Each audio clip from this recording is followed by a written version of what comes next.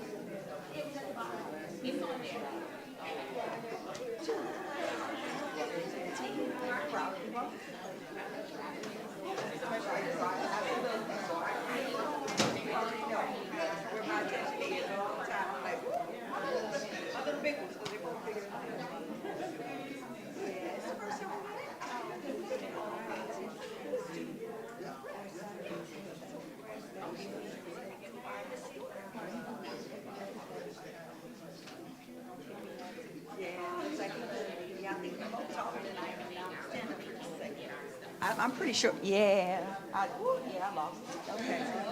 Well, I tried. I get to walk with 2 bodyguards now.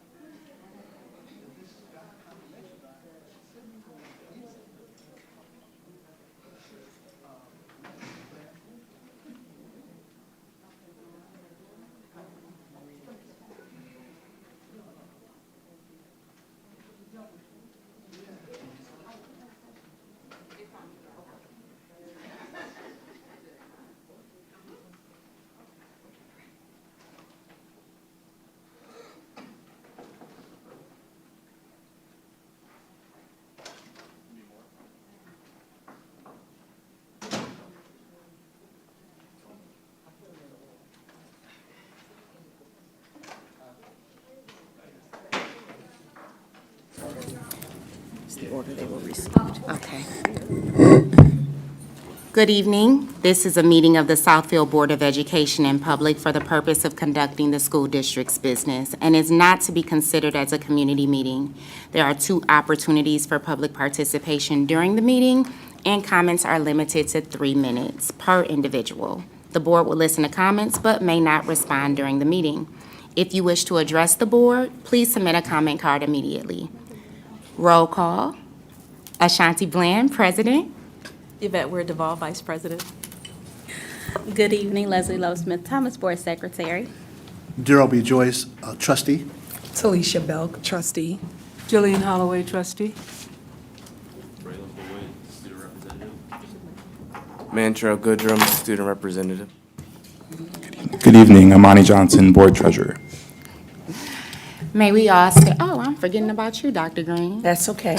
I can excuse myself. No, ma'am. Okay. Dr. Jennifer Green, Superintendent. Taking minutes this evening is Ms. Carolyn Foster. Our technical support is being provided by M1 Studios, and all the members of our Executive District Network team are present in the audience as well.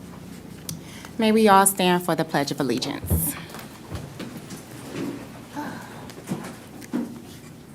I pledge allegiance to the flag of the United States of America and to the republic for which it stands, one nation, under God, indivisible, with liberty and justice for all.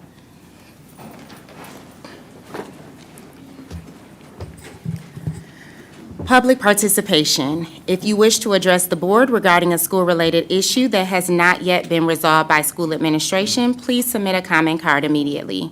Comments are limited to 3 minutes per individual. As a matter of fairness, speakers with complaints against individuals are asked not to mention any persons by name. Complaints concerning employees pursuant to Board Policy 9130 should be brought to the attention of school principals or other administrators before coming to the Board of Education. Your cooperation is appreciated. Rabbi Jacobson.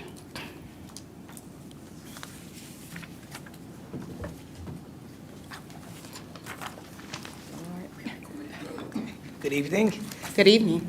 I'm a teacher, so I know what it's like to go first. My name is Rabbi C Jacobson. I'm here tonight representing Yeshiva Starchei Torah. We are a Orthodox day school. We are located right off the corner of 12 Mile and Lazar. We've been serving the Southfield community for just about 40 years, and we actually have this year our highest number, about 540 students. Because of the amazing growth of Southfield and the location of our building, we actually have been looking for a second location. And last year, when the Southfield School Board was arranging their new bond, 4 properties were put up for sale. One of them is the old busing school right across from Southfield Lathrop. It's a beautiful property. The building is derelict. It has to be torn down, unfortunately. It's not the code. No one's been there for years. And the lawyers for the Southfield School Board said that the asking price was $700,000, and we said fine. We submitted the ask. At the time of the vote, we were the only offer on that property.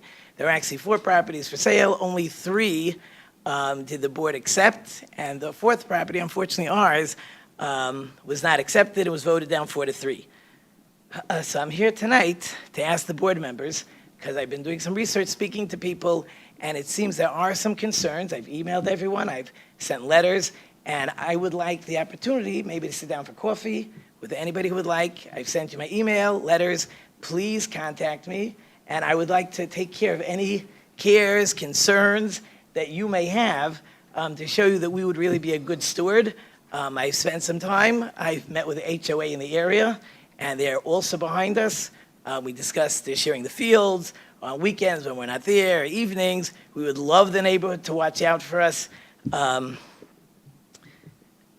I've been speaking not only to the HOA, I've spoken to Yolanda, spoken to other community members who asked not to be mentioned, and pretty much from all my conversations, everyone is behind us. And all I can ask tonight, I know you don't have to answer me, but I would like to ask the board to reconsider and revoting to sell that property to Yeshiva Starchei Torah. And as my time is just about up, obviously, if you want to ask me questions now, I'll take them. And if you don't, I'm hoping that you will communicate with me. Thank you very much. Thank you. Mr. Gunther?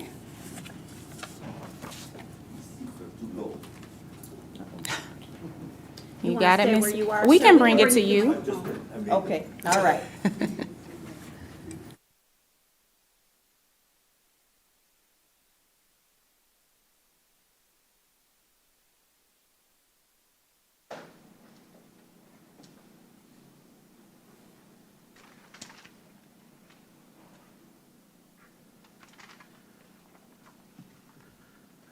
My name is Harmon Gunther.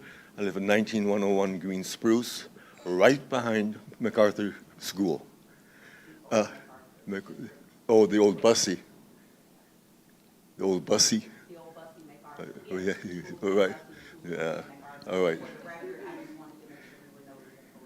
Okay, anyway, I try to be a good neighbor to the school, but because of, there's a walkway between my street and the school property.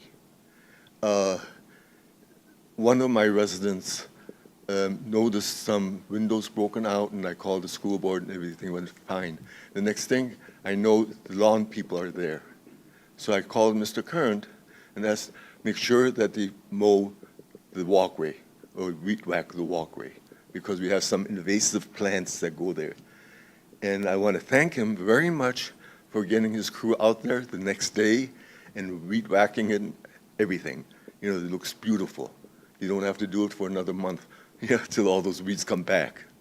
Now, like I said, the school's been closed for quite a few years.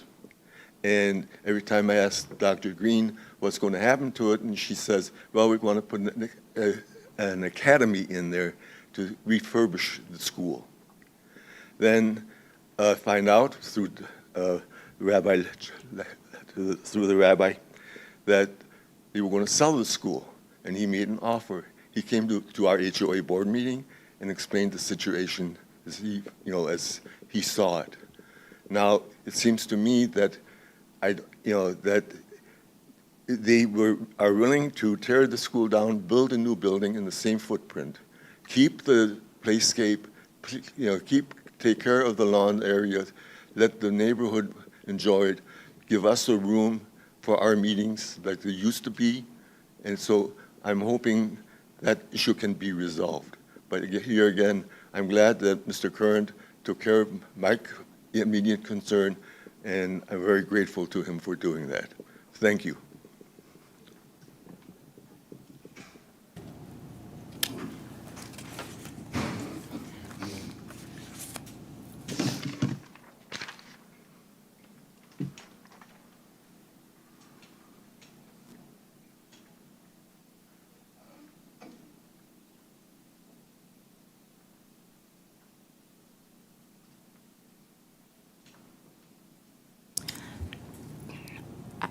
Chasity and Patrick Jones.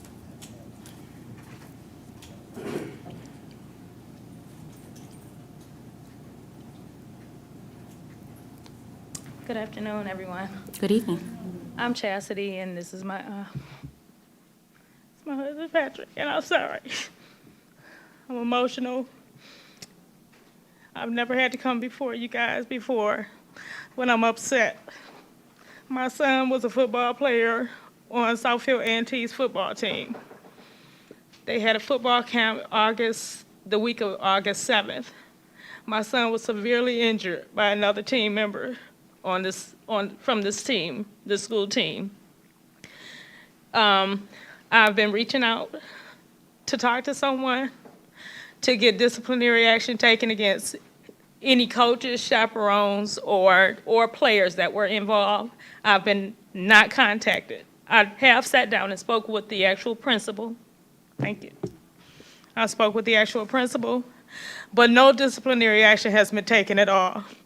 My son has had fractures to his face, the flooring of his orbital optical. He just had surgery yesterday, a month later, to fix his eye flooring because his eye had been pushed back so far that it was dropping. He's got fracture to his face still to this day, fractures to his nose to this day. And I just found out that this student that did this actually played in the game on Friday. The only disciplinary action, to my understanding, that has taken place is that he missed 2 games. Nothing further has been done. I'm highly upset. My child has been a student here since a freshman. He went to Thompson as elementary. We've been Southfield residents for a long time. To my understanding, this really has nothing to do with it, but it plays a part on wondering what's happening with our school systems, where we're wanting to win a game so bad that we bring students in from another school district, and then they treat our children from the district a certain kind of way. To my understanding, this student came from another completely different school district. I'm frustrated, and I know I only have a short amount of time, and I don't expect a full answer or explanation from anyone today, but I just felt like I needed to bring this to you guys' attention, because I'm sure you guys don't know, because I'm sure somebody here has children, and you guys understand how it feels to look at your child face this totally just not the way that you sent them to a camp, and then they come out to you. And let me just mention one thing really quick. No, this incident happened at 10:30 on Thursday night. My son was not able to contact me until 2:30 Friday morning. I then took him to emergency myself. I then made a police report at that point. All of these things we've been taking action on, and nobody's been reaching out. Nobody said, I apologize. Nobody said, we're looking into this. We're doing anything. And now I'm upset about it. And I just wanted to bring this to you guys. Thank you.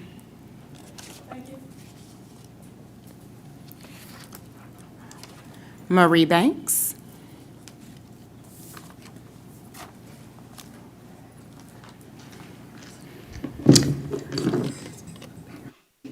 All right, second time I've spoken, and it's a heavy feeling right before I speak, but God is good, and he always protects and carries us, and I pray for you and your family. I'm here today. My name is Marie Banks. I live in Farmington Hills. I have 2 daughters at university. I just wanted to say thank you, first of all. As a board, as a PTA member, we wrote you all. As a parent, we spoke to board members about the transfer of Ms. Pope out of university, and you all acted immediately and brought her back to the school. And she was a dance teacher there. She is a dance teacher there. And we had a lot of dancers, and, you know, university is always branded as a school that doesn't have extracurriculars. So it was really important that you all took care of that situation, and we thank you for that. I also noticed on the agenda, there are a lot of agenda items addressing the bond issue, the bond, and I don't want you all, I know university has a 4-year plan to be torn down and revisited, but there's some immediate changes that we urge you all to consider, one being the PA system. There's no way to contact students in case of emergency if there's an intruder in the building that works effectively. So I think that you all would consider some emergency funding for the board for that. And lastly, I wanted to bring up athletics. On a positive note, my daughter was very excited. Both of them were very excited when they saw the AD at their school this week and recruiting students. And that, again, we're addressing the issue of not being a balanced school sometime. And although my children have had a very great experience as far as being a part of the sports department at Southfield A&T. I just appreciate the presence there. But I also wanted to lift up the assistant athletic director who ran the middle school sports. My daughter played basketball and ran track. It sparked the interest so much that she continued playing sports over the summer and desperately wanted to transfer to university so she could stay there and be a part of high school sports when she graduates middle school. So I just want to give kudos when things are going well, when things are being done well. The assistant athletic director is taking students to college. On our girls' basketball team, we had 2 girls that were the valedictorian at university, one at A&T. They're both on full scholarship at University of Michigan, along with another student from A&T. So she, as a coach, really promotes academics and athletics, and is really mentoring these girls, even if they don't want to play in college.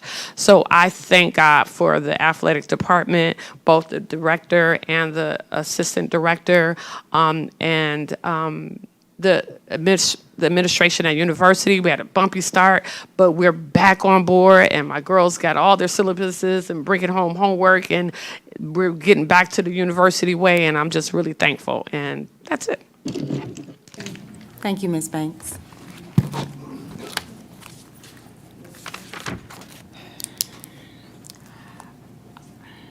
Moving forward to board matters. Trustees, do you have any board matters? I will go last. Trustee Smith-Thomas? Thank you.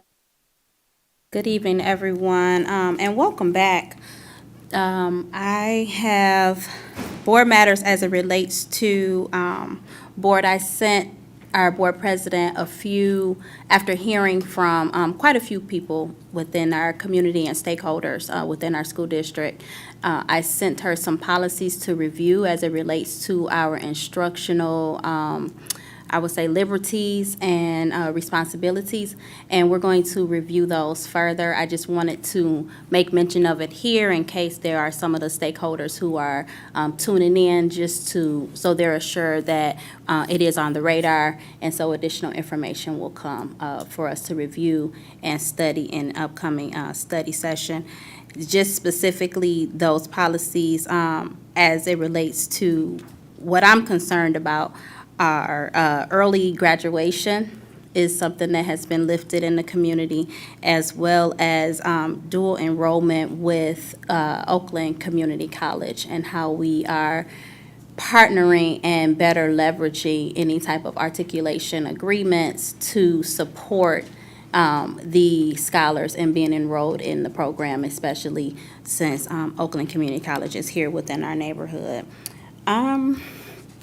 I am pleased to hear, not to respond to any of the remarks that came forward, but I'll just say I'm pleased to hear that there are some positives happening with our athletics. And I want to just send my well wishes to our volleyball girls as my daughter's out playing and been getting some videos and pictures and everything because she knows I'm here. So I am definitely looking forward to hearing the full comprehensive report from our athletic director as I kind of started my year off at many of the games, and as many of us have. And so just really looking to see what that vision looks like as it relates to all of our athletic programs, especially because university, I can think back to some years back when we, were really envisioning what would that look like as it relates to the programming with university and making sure that those scholars at university were not missing out, because that was a concern as it related to that experience at university, making sure there was an inclusiveness. And I think that we are, from what I can glean from what I've been just experiencing and seeing myself, I think we're moving forward in that direction. And I'm looking forward to hearing more from the athletic director.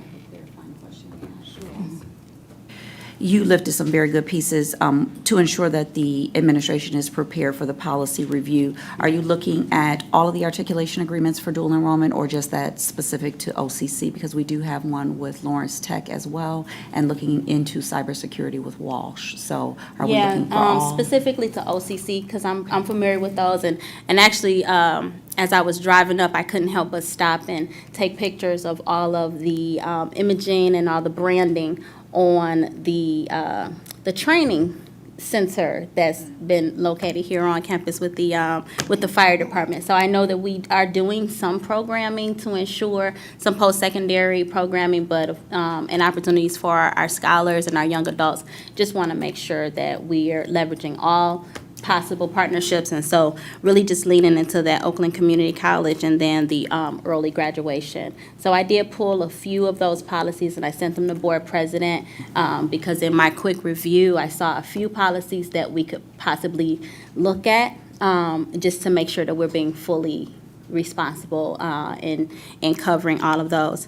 And then the curriculum newsletter was really a treat to see. So that looks really nice, and I'm really looking forward to seeing those and reviewing those articles as they come out. Are they going to come, those newsletter monthly? What's the cadence on them, do we know? Quarterly. Quarterly, okay. Wonderful, wonderful. So I'm looking forward to There are some that. additional communique that we've shared with the district that I will forward, including our MTSS guide and some of the other components that we've added to that, and possibly granting access to the trustees for view only so that they can see all of the creative materials that the team's been working on. Oh, that would really be wonderful, especially as we roll out our study sessions in relation to having the schools come. I know we talked before about creating some type of template so that all of the schools are reporting on some of the data specifically that we really, I mean, we love to hear about all the unique things that are happening at each building, but obviously there are some certain data points that we want to be able to look at across the district. So I think working in alignment with the curriculum instruction team, that may be something we can look into for this coming school year before we start putting the schools on the study session agendas. Yep. Trying to think here if I had anything. Just to share with the community that we are members of CUBE, what is it, Council for Urban School Boards of Education, and members, several of us will be leaving for Chicago later this week to attend that conference. I'm really looking forward to connecting and learning, and of course, reporting back to the community what I gained from that experience. So that's all I have. Thank you. Thank you, trustee. Anyone else, board matters? Trustee Belk? I have a few things. First, I think we've done an amazing job with having the children now in and registered and all of those great things. Overall, I would like for us to, when you talk about study sessions and the policies, would like to know or evaluate some of those things prior to school starting. I felt, and the community have said this as well, it felt very reactive and not proactive the beginning of the school year. So I would like for us to reevaluate some of those policies so we can have a greater understanding, as well as letting the community know through the summer. I mean, we used to get the cards in the mail, bus routes. We had issues, but I just would like for us to be a little more proactive versus reactive. And hopefully we can talk about some of those things in the study sessions. And we all have many emails that we can reference to where people were not happy. So hopefully we can use that as our guide to make sure that our community understands that we hear them, we get it, we heard you, and we're going to make some changes. That's all. Trustees, anyone else for board matters? So I will speak on my board matters. My first call of business would be to apologize to the community for any bumps in the road that we had at the start of the school year. We are responsible and we are accountable for what we do in this community, and we did not take any of that lightly. So to all of you who were inconvenienced, if your time was infringed upon, if there was confusion or frustration, we do apologize for it. I'd also like to send a very strong shout out to pupil accounting. I do not know if people recognize, but that building is full of 3 people who just started that position, and they showed up and showed out every time we called. They made sure that the problem was remedied, and I just really would like to thank Rebecca Luddington and that team. They did a great job. So thank you all. I just learned that some of you all are here this evening. So thank you. I truly appreciate you. You did a great job.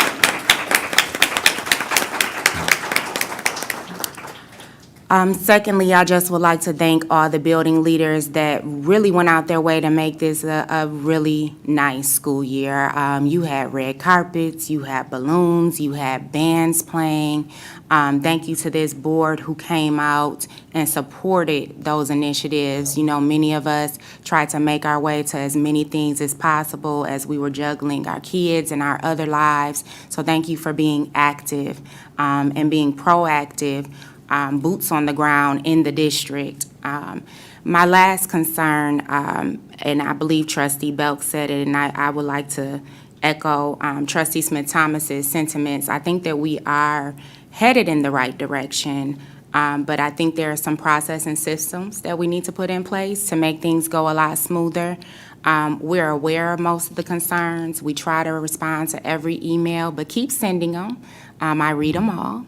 And we are working towards greatness. I think that's always the goal. And we're working towards a culture that is conducive of creating future leaders. And so I just want to thank everyone for your patience, your compassion, your empathy, being engaged and being involved, because that's really what it's going to take to get Southfield to a place that so many of us remember, and to actually push us past that. We shouldn't be trying to get back where we were in 1998. We should be trying to set the bar for 2058. So I appreciate everyone. I appreciate our Assistant Athletic Director. I heard great things this summer as well, and since she's here, I'll give you your flowers. So many kids have said how important it was that you had their back. So thank you for that, and we see you.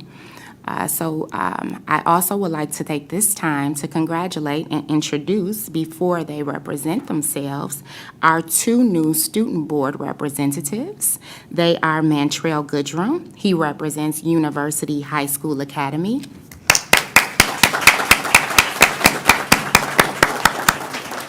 And Braylon Boyd. He represents Southfield Arts and Technology High School.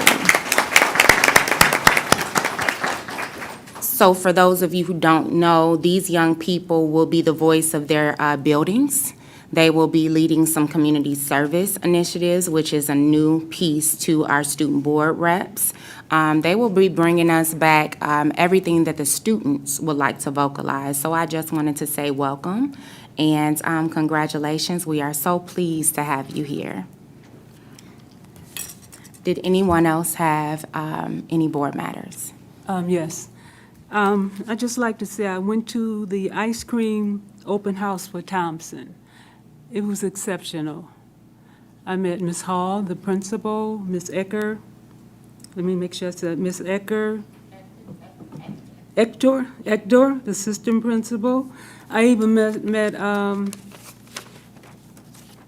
Granny, who's she works in the kitchen. I mean, it was just wonderful. They put on an excellent job. It was exceptional. The kids were coming in. Everything was done perfectly. And I talked to Samira Zayam. She has 34 years of service as a paraprofessional in Southfield District. And I met with, let me see who else did I met with. Oh, the teachers that were there doing the orientation. I just want to tell you, it was a great job. I even got a popsicle. Thank you, thank you, thank you. Appreciate it. Trustees, any other board matters? Yes, ma'am. I'm sorry. This was what I was forgetting, slipped. The assessment calendar, because I think I probably said it for probably about 5 years. Can we share the calendar? Can we share the calendar? So I was really pleased when I saw that.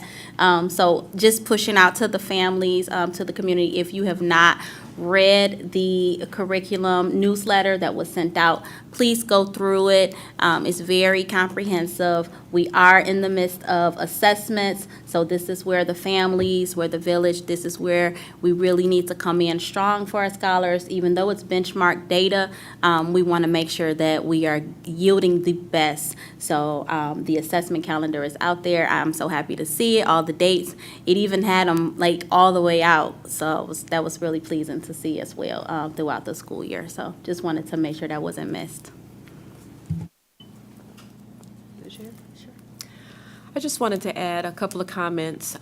As we started the school year, there was a welcome back to our teachers, and it was well attended. They were excited to see each other. To all of the teachers that are here and or listening, thank you for returning and thank you for coming back at 100%. I also wanted to lift our athletic team, our football team. We were down at Wayne State a couple of weeks ago. It was a great game. The attendance was great. The audience was great. It was well represented. no antics, which makes it even better. They won, so it would have been a great start to a Monday. I believe AD was there as well, and some other folks. So we want to keep the momentum going in our schools, the momentum of caring for one another. It was a great event, and it's important that we keep that in mind as we move forward to the rest of this year. I know it's some challenges. We all mentioned what some those might be, but we're working. And again, Board President said, thanks for being patient. I also wanted to thank administration for the parking lot improvements that we've had on the Lathrop campus. I haven't lost a tire. I had to replace ball joints yesterday, but it's okay. But again, give us time to continue the work. And thank you so much for being supporters. You know, we never talk about what's going on in our personal families, in our lives. We keep that close to our vest and pray and hope that things get better.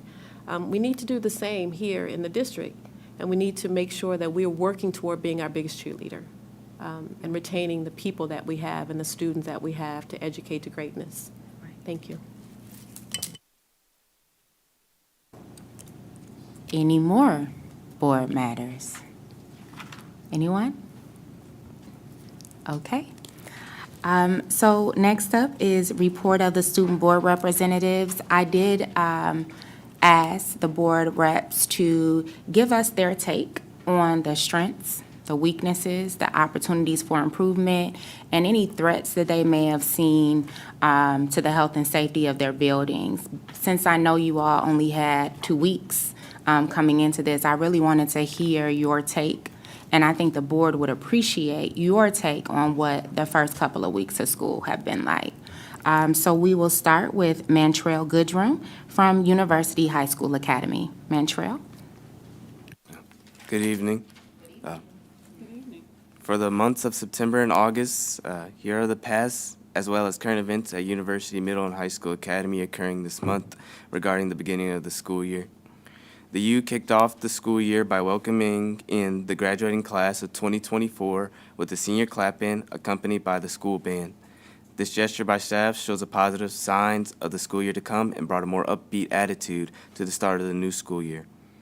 University High School counselor Ms. Green is working extremely hard to help with scheduling issues and upcoming school events and activities.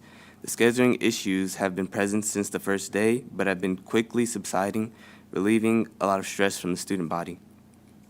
Teachers, parents, and students are also being very understanding regarding the scheduling issues and the inconsistent rosters. In comparison to last year, the security at the U has been more strict as a whole. The new security shows signs of a more safe learning environment for student body to be present and active in. Also, we are happy to welcome our new security guard, Officer Washington. This year at the U, AP African American Studies is being introduced and offered to students in only its second year of being a class. This introduction makes the U one of 800+ pilot high schools to offer the course across the country. This class gives students the opportunity to learn more and deepen their knowledge on African American history. The AP classes present this year allow for extensive college preparation in all major subjects and selective areas for many students. Head coaches and the district athletic director from Southfield A&T visited the U on Friday, September 8th, to speak to all high school students about sports, giving them the opportunity to participate. The outreach from the coaches attracted many students to sign up for sports and speak to coaches with interests about sports. The U also welcomed Ms. Alice Collier-Vaughn to speak to a portion of students about dual enrollment at Lawrence Tech. This opportunity gave light to many students the chance to learn about classes that provide them with college-level courses and work. Many students will take this opportunity to get a head start on their futures. The beginning of the school year at the U is looking great. We look forward to carrying the great spirit throughout the rest of the year. Moving forward, the school-wide activities that are occurring at the U are positive and productive for student achievement and enjoyment. Thank you all for listening, and have a great rest of the week. Good job. Trustees, do you have any questions for Mantrell? I do have just a lift. So your new officer is actually, do you know that he's a graduate from Southfield Public Schools. Yeah, he is. So it's good to have him bring his talents back to our schools.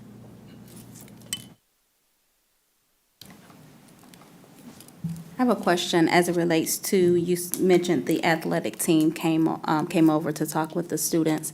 In your time at the U, is this the first time or the first a few times that has happened? I would say that this is the first time that a specific group of people came to talk to students as a whole. So yes, that was a big improvement. Thank you And it for helped that. the students. Thank you. Thank you. Good to hear. Dr. Green? Board President, just as a reminder, I did hear the lift regarding the dual enrollment piece, and I believe that applications are due tomorrow. That is the deadline, so I did want to remind our scholars who may be at home to get those papers completed, because dual enrollment paperwork is due tomorrow. Yeah, okay. Mantrell, I'm sorry. You said there is or was inconsistent rosters. What do you mean by that? So at the beginning of the school year, there were scheduling issues where people were constantly being switched in and out of classes, and the rosters were changing quite frequently because people chose to switch out of classes, in and out of classes. Okay, was that rectified, or do you know? Or has it? It's been very quickly, They're working on it? yeah. Yeah, okay. Thank you. My only ask is that you keep updating us on that AP African American Studies class, since we are one of the inaugural classes of it. I think that's awesome. Thank you. Trustees, any other questions for Mantrell? Hearing none. Our next report will be from Braylon Boyd of Southfield High School for the Arts and Technology. Good evening, everybody. How are y'all doing? Good, thank you. Good. So for the months of August and September, Southfield A&T started off the school year strong. So here are some of the past and current events that have happened. On August 11th, Link Crew leaders started off the month with our freshman orientation. This allowed our new freshmen to get adjusted to high school, and this event was very successful. I love to see how many freshmen were impacted by this orientation and were allowed to learn the ropes of our school. Continuing on in the month, Student Council and Class Board had a joint meeting on August 23rd to discuss our homecoming. Our homecoming is unusually recent this year. It's on September 30th rather than October. Yeah, it's really early. So this will come as a problem to some. However, we've been working really hard during the summer to ensure that our homecoming is a great success, and we can't wait to see everybody have a fantastic time. On August 28th, we had a fantastic first day of school. Some of our scholars attended school the day previous to set up the school. We had balloons, a red carpet, pictures. Seniors had a drive-in together so we could all start the school year together. So it's just fun to see how we could bring the school spirit back to A&T to where everybody's back united and we can get that school spirit back. On Wednesday, September 6th, the class board hosted a senior sunrise, which I've heard hasn't been done at A&T in decades. We took many pictures. It's on our Instagram page. We love to see it. We got great attendance. I love to see how the class is coming back together and how we're bringing school spirit back to A&T, and everybody loved the event. On September 29th, we have our homecoming game coming up. We can't wait for this game as we plan to announce our homecoming royalties for each game, and we are excited to play the Bloomfield Hills. I'm not sure what their team's called. We plan to have high attendance for this game, and I can't wait to see how A&T pulls the victory. Lastly, on September 30th, we have our homecoming dance. The theme for this year is A Night in Paris. We planned that during the summer, so we're excited for that. And we've incorporated Chef Simmons, which is our culinary instructor. She's catering this event, so this allows students that hasn't had the opportunity to purchase a ticket to work and cater the food for the event, and they'll be letting the dance. So that's something different we're doing for this year, and we're excited to see how we allow different programs for students who may not be fortunate enough to buy a ticket to be allowed to come to the dance.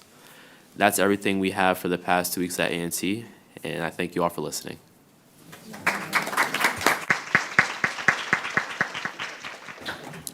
Trustees, any questions for Braylon? Yes, Braylon. You said a night there, you're gonna have a night in Paris? Yes, ma'am. Okay, are they gonna have French cuisine? We have hors d'oeuvres, I don't know how you pronounce it. Hors d'oeuvres. Hors d'oeuvres? Hors d'oeuvres. Okay, all right, you did it just We fine. got a nice Eiffel Tower coming. We got the hors d'oeuvres, hors d'oeuvres, and Okay. we're excited to see it. All right, that should be quite interesting. Okay, what about this Instagram page? What is it, what is your, So we encourage all of our parents and all of our students for the class of 2024 to follow the Instagram page. It allows for all updates to be posted there, as well as our new TV system that we have in our school. So everything that we have, like any updates, so like the senior sunrise or like any senior events or just overall school events, we post that on the page so everybody, you know, a lot of the kids nowadays don't look at the TV, they're on their phone looking at Right. Instagram or something. Yeah. So, you know, we have to go where the community will be. So Instagram was a nice way to allow for all of our students to see everything that we have planned and everything we want to show. so can we be privy to that Instagram page? Of course. It's SAT Seniors 2024. SAT seniors? 2024, all one word. Okay, great. Thank Thank you. My pleasure. Through the chair. Yes, ma'am. I just want to compliment the both of you on your presentation. This is the first time in front of our community, televised, the video and everything else with the board. I really appreciate how you've come prepared, and thank you so much, and your positions were well-deserved. Thank you. Trustee? Yes, just as Mr. Boyd mentioned, as it relates to the Instagram and social media, I think this would be a wonderful opportunity to maybe add a few of their highlights to our district social media. So maybe we record them or some type of way. Why are you doing that? Working on it. Okay, thank you. Thank you, trustee. I promise every time we working on something, you come right in and say, hey. So it's good to know that we are aligned. I would really like to say thank you. You both interviewed extremely well. I like for this community to know that, as with our reps last year, you all are prepared. Your clothes are ironed. You are sitting up straight. I mean, we hear all of the bad things about our children. I want to point out some of the great ones. I think that your reports were well thought out. You gave us everything you asked for. I'm really pleased. I know if your parents are in the audience, I would ask for them to stand since this is your product. Good job.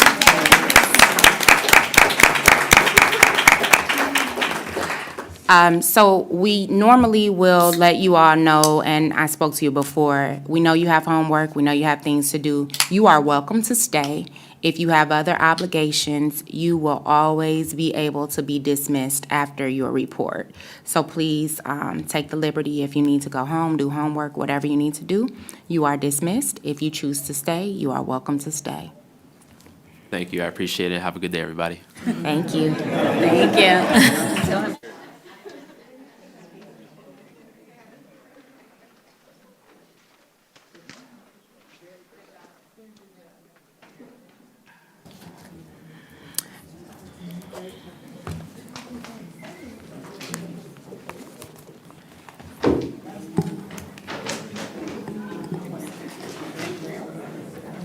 Goodie bag.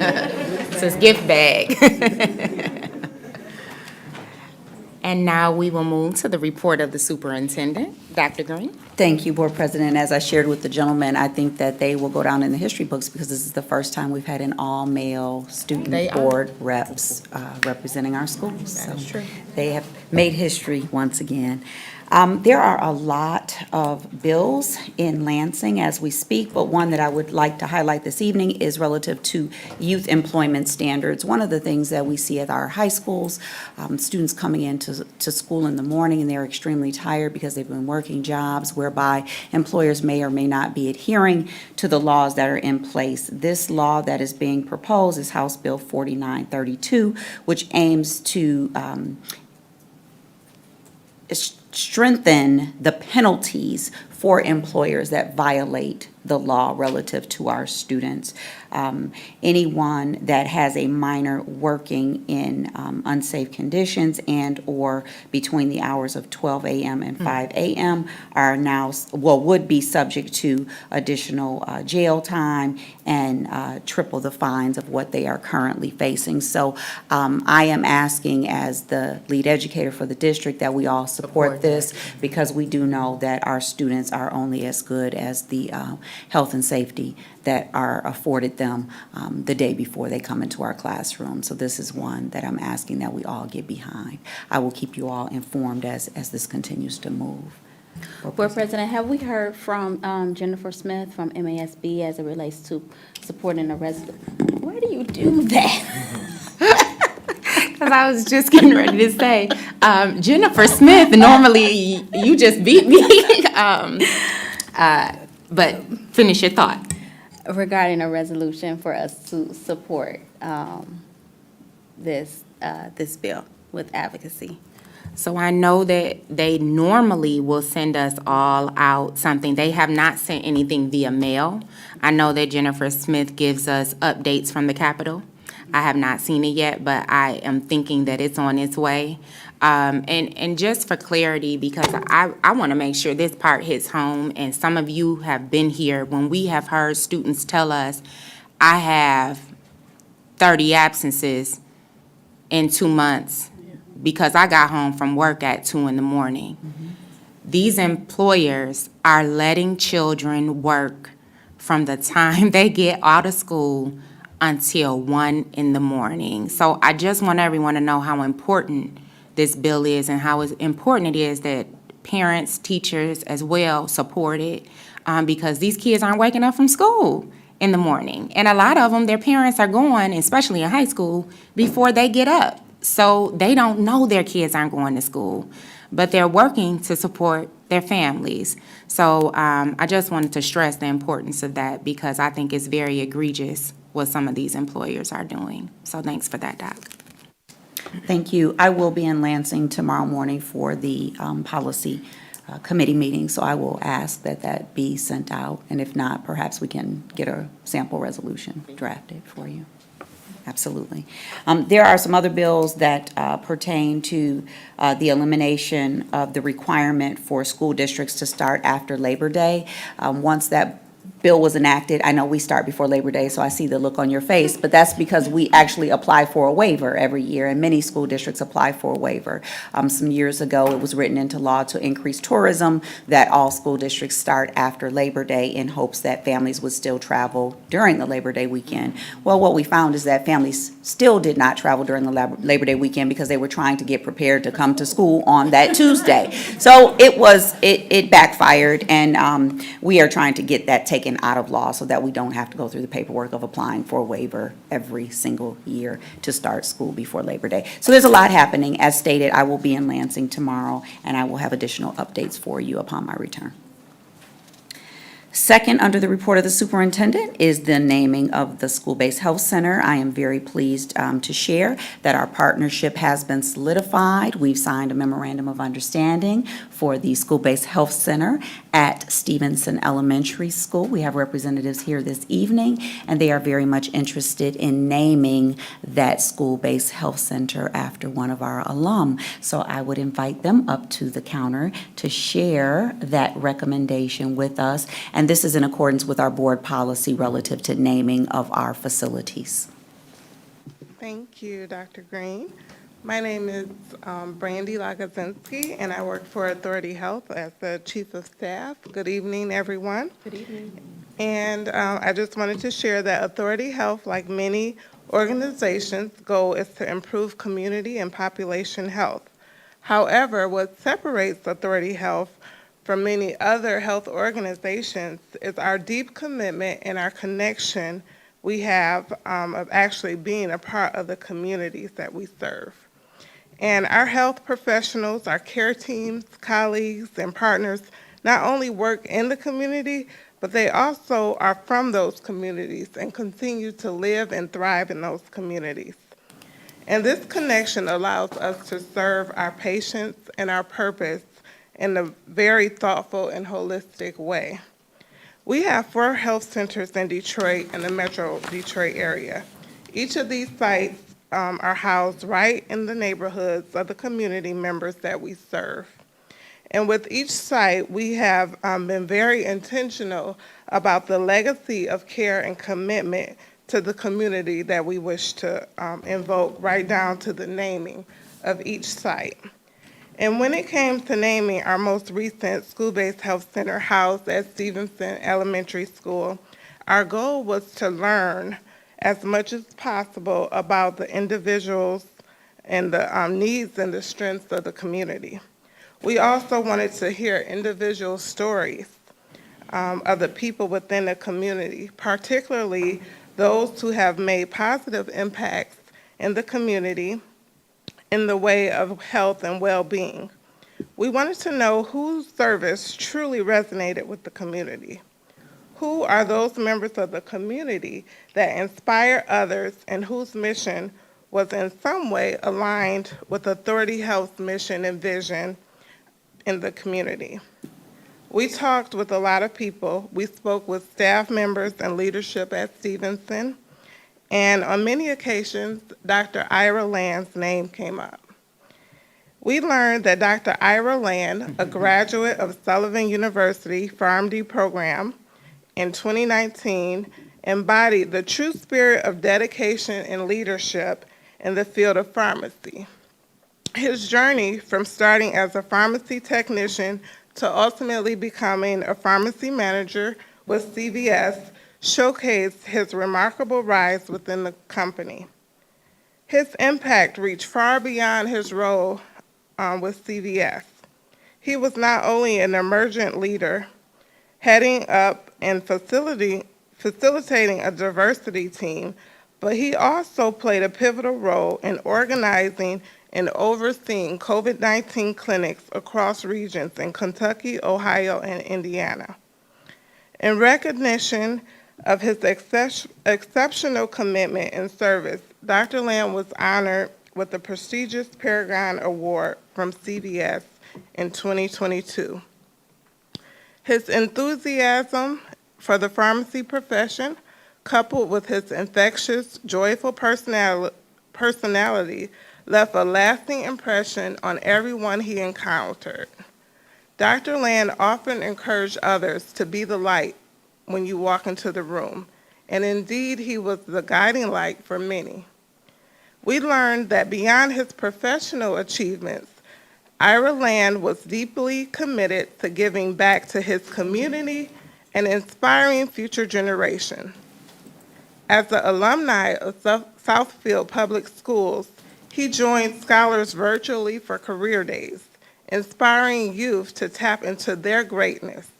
His interest in community pharmacy and dedication to embracing diversity through excellence in patient communication skills demonstrated his high standards of professionalism, leadership, and character.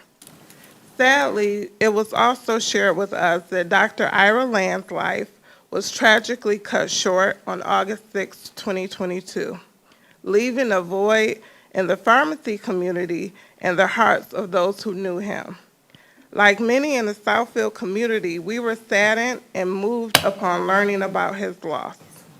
We wanted to find a way to not only connect even more to the community, but to perhaps help bring some sense of healing in some way. We were truly inspired by Dr. Land's life's work, and we are excited about the proposal for the new health center located right in the community that he's from and that he cared so much about. And so we propose to name our new health center in his honor. And this will be a part of ensuring that his light continues to shine for generations to come. His legacy of passion, dedication, and the light he brought to others will continue to inspire us all, in part by the way of the Ira Land Family Health Center. Thank you so much. Thank you. Thank you. Any questions? Trustees, do you have any questions? Yes. The last name, how do you spell that? Is it L-A-N-D? Yes, Okay. Land, Land. That was it. Thank you. So just so the trustees know, Ira Land, Dr. Land, was the son of Melanie Land, who is a beloved kindergarten, now first grade teacher at Stevenson, soon to be something else, at Stevenson Elementary School. So thank you for that proposal. We appreciate it. We appreciate the partnership. You guys have truly been partners to our district and to this community. So thank you so much. Board President, Yes, if it ma'am. is the pleasure of the board, given that communication is extremely important and we need to get literature printed, if, again, it's the pleasure of the board to move this to an action item to ensure that they're able to move forward with their publication. Trustees, are there any more questions? Thank you. You're welcome, thank you. You're welcome. You heard Dr. Green's request. Is there a motion on the floor? So moved. Support. It's been properly moved and supported to open Report 6206 and approve it. Is there any discussion? Hearing none. Board Secretary, will you please call for the vote? Trustee Belk? Yes. Trustee Bland? Yes. Trustee Holloway? Yes. Trustee Johnson? Yes. Trustee Joyce? Yes. Myself, yes. Trustee Ware Duval? Yes. Unanimous. Motion carried. Thank you. And thank you to the Stevenson family. I know this is a big one for everyone, and it'll be very awesome to see Dr. Land remembered this way. So we are truly happy that we can move forward in this direction. This is going to be a great thing for that school and for our community. So thank you all. It's okay. I knew that was going to happen. We have to take care of each other.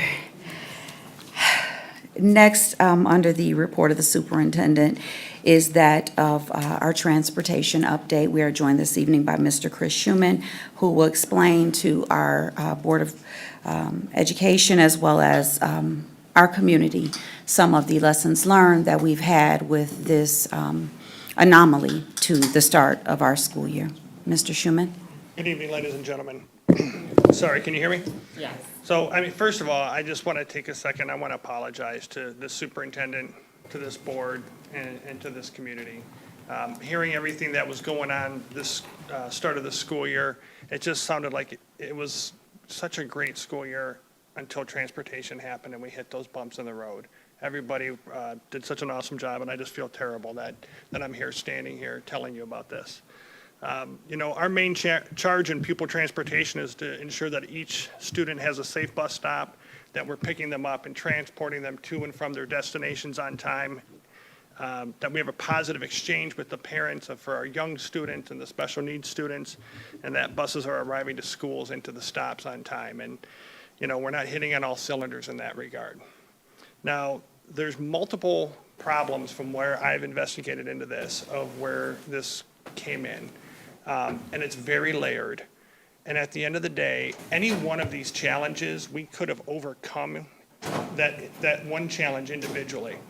When they all stacked on top of each other, that's what led to the breakdown in communication. It led to the breakdown in the system. And we learned a lot of really valuable lessons of things that we're going to take forward in the future so that it never happens again.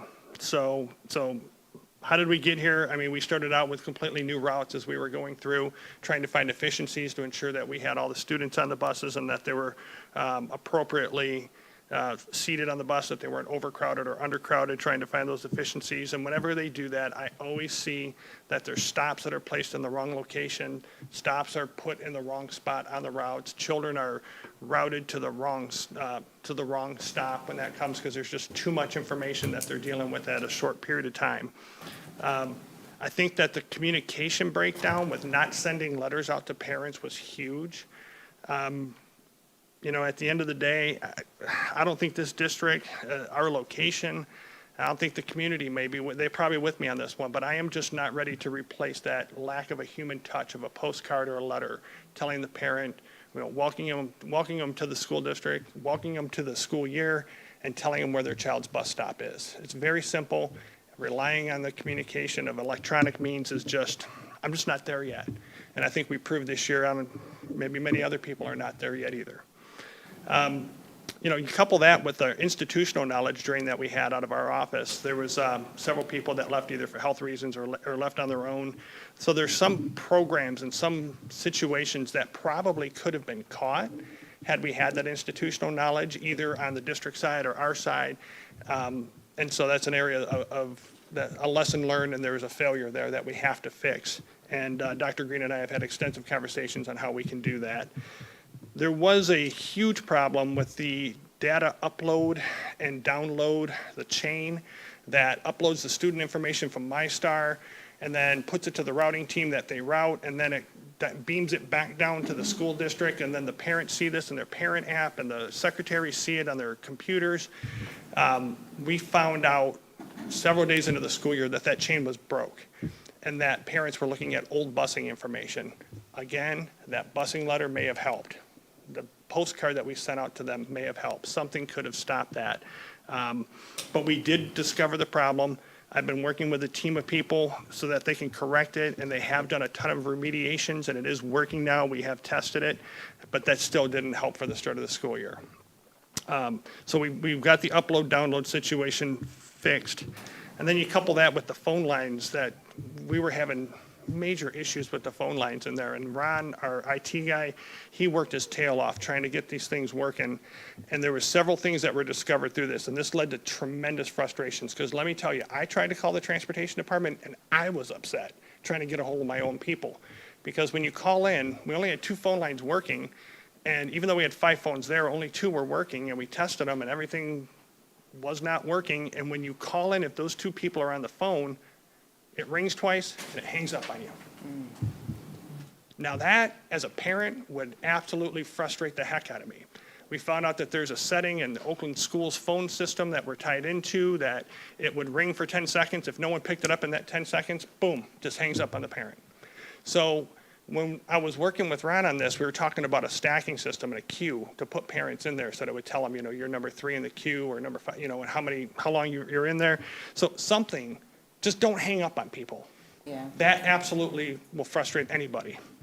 You know, so you couple all of those frustrations and all of those little breakdowns in there, and as I mentioned, any one of those things we could have handled behind the scenes if everything else was working good. But all of that came at one time, it just crippled it. And so with that, this brought the need for what Dr. Green and I talked about of doing a Southfield Public Schools and a for student transportation playbook to develop a communication cadence between the district and the transportation department so we can do pulse checks and touch points to ensure that what happened this year will never happen again. And it'll be something that will not occur in the future. So these are going to take place with program directors. We're going to have it calendarized. These are pulse checks so that if we do lose somebody in a particular department in the school district, at least the transportation director's got this playbook that he knows he needs to call this person. And likewise on the end of the district, if we get a new transportation director, they don't receive it, they call them and they get it. So that's where that calendarization and those pulse checks are going to come in handy. So again, our main charge in pupil transportation is to transport students safely to and from their bus stop, get them to their parent, and have a positive exchange, and get them to and from school on time. We didn't do that this year. And for many years, we were very successful at it, and we had a real rough start this year. I wouldn't be here talking about the phone issues and data issues and all those little things. We'd be taking care of that offline, you know. But because there were multiple issues that led to the breakdown of the system that contributed to all the challenges that we had in here, I mean, I could go out and I could make sweeping changes to staff and move people around out of their positions, but that's not real leadership, right? That's not what we do. There's a lot of things that I can look at myself as a leader, and in my position, I shoulder the blame for this. At the end of the day, the reality is I look at myself to see where I could have done better and where I could have done more. You know, I look at myself and all I'm seeing is disappointment because at the end of the day, I let down this board, I let down this superintendent, and I let down this community. There's a lot of kids that were standing at bus stops for buses that didn't come. And I let myself down, and I let everyone else down. So it takes a lot of courage to stand up here and say that. It does. But it takes a lot more courage to take the lessons that we learned this year, develop systems, develop practices to pull us out of the ashes and develop a playbook with this superintendent here that's going to outlast us all so that this doesn't happen again to anybody else in Southfield Public Schools.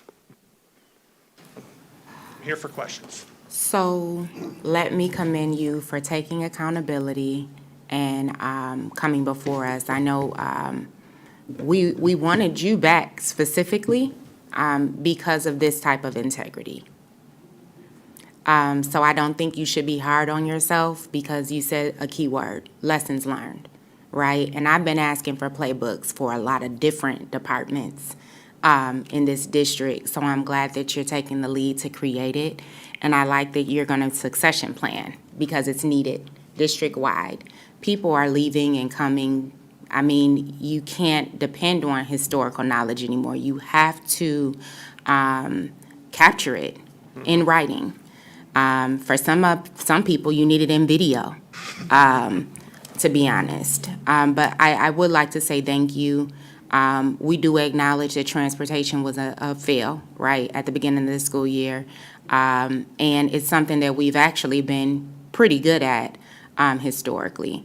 So thank you for coming in front of us, and you are right. It takes a lot of vulnerability, and it takes a lot of courage. And those are two things that do not come by often these days in leadership.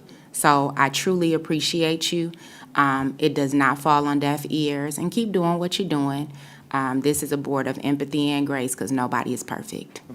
I appreciate that. No problem. But at the end of the day, we still got to fix the problem. We do. And that's what we're working on, is we're working through the student data so that we can ensure that every child is getting picked up, that every child has a safe bus stop, and that everybody is getting to school and getting home from school on time. Okay, I appreciate that. I can work on the rest of this stuff behind the scenes. For As long sure. as we're doing that, nobody else is going to know the difference, Agreed. right? I can handle the little issues behind the scenes, so I thank you. Thanks, Chris. Any other questions? I just have a couple of questions. Are there dry runs that you all do prior to the first 2 weeks, 2 weeks out, 3 weeks out? And I understand enrollment might not be solidified, but are there runs that you all do to make Yes. sure? Okay. Yes, those are typically done, so we have our bid days, drivers pick their routes, and then we give them the route, and they go out either that day or the next day. And this is all done about a week before the school year begins, so they can dry run them. And then they'll bring that information back. If there's stops in the wrong spot, they can mark it up, and we can send it up to the system, or up to the router, so that they can get it into the system in the appropriate location.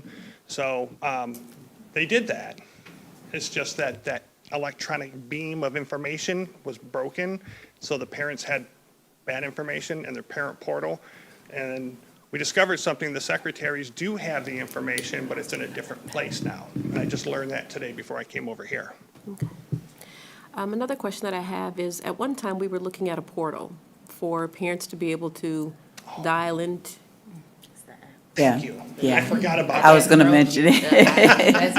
I forgot about There's an app that. for that. Now, it's a great thing. So we do have a parent app that we are developing, and we have some work to do with the district. There's a dashboard we have to get implemented so that the parents can then go into their parent portal and track their bus. And it kind of works like the new Uber app does, how you can see where your bus is at, that your child is assigned to.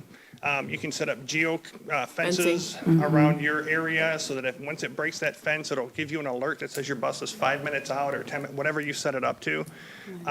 So all of that will be really cool technology, but it wouldn't have helped in the startup. I understand. Because if you've got bad busing information in your parent portal, you're wouldn't going to see matter. that bus on the other side of the street, other side of the district. But it's coming. I have one other question.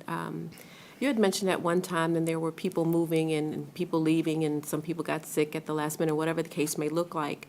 Do you use temp services at all? And I understand if a playbook was in play, then you'd be able to put a person there to do some of the work.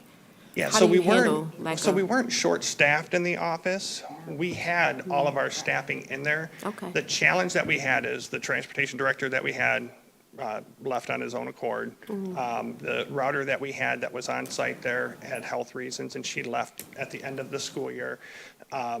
Dispatcher that left on their own accord. So we had a grand total of about 2.5 to 3 years of institutional knowledge in that office, and we lost about 30 years of institutional knowledge that was there. Sure.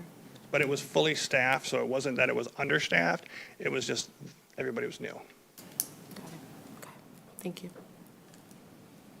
Just a quick comment. I was looking forward to this report for transportation. Thank you so much, Chris, for accountability and coming with the solution. We really appreciate it, and I think we all feel the same way. Thank you. Thank you. What I'd like to do is commend the superintendent and Trustee Bland. Those emails were coming fast and furious. I don't know how they responded to each and every one, but they did. They immediately jumped on it, so I just wanted to commend you both for that. Again, my apologies to everybody here, the board, the superintendent, and most importantly to the community and the kids out there. I'm really sorry for what happened, and we're going to fix it. Thank you, Chris. Next, under the report of the superintendent, we have our phenomenal athletic team here to share our vision for athletics, where we are, and more importantly, where we are going, because we are one. I love their new hashtag, we are truly one. Mr. Ahart and Coach Q.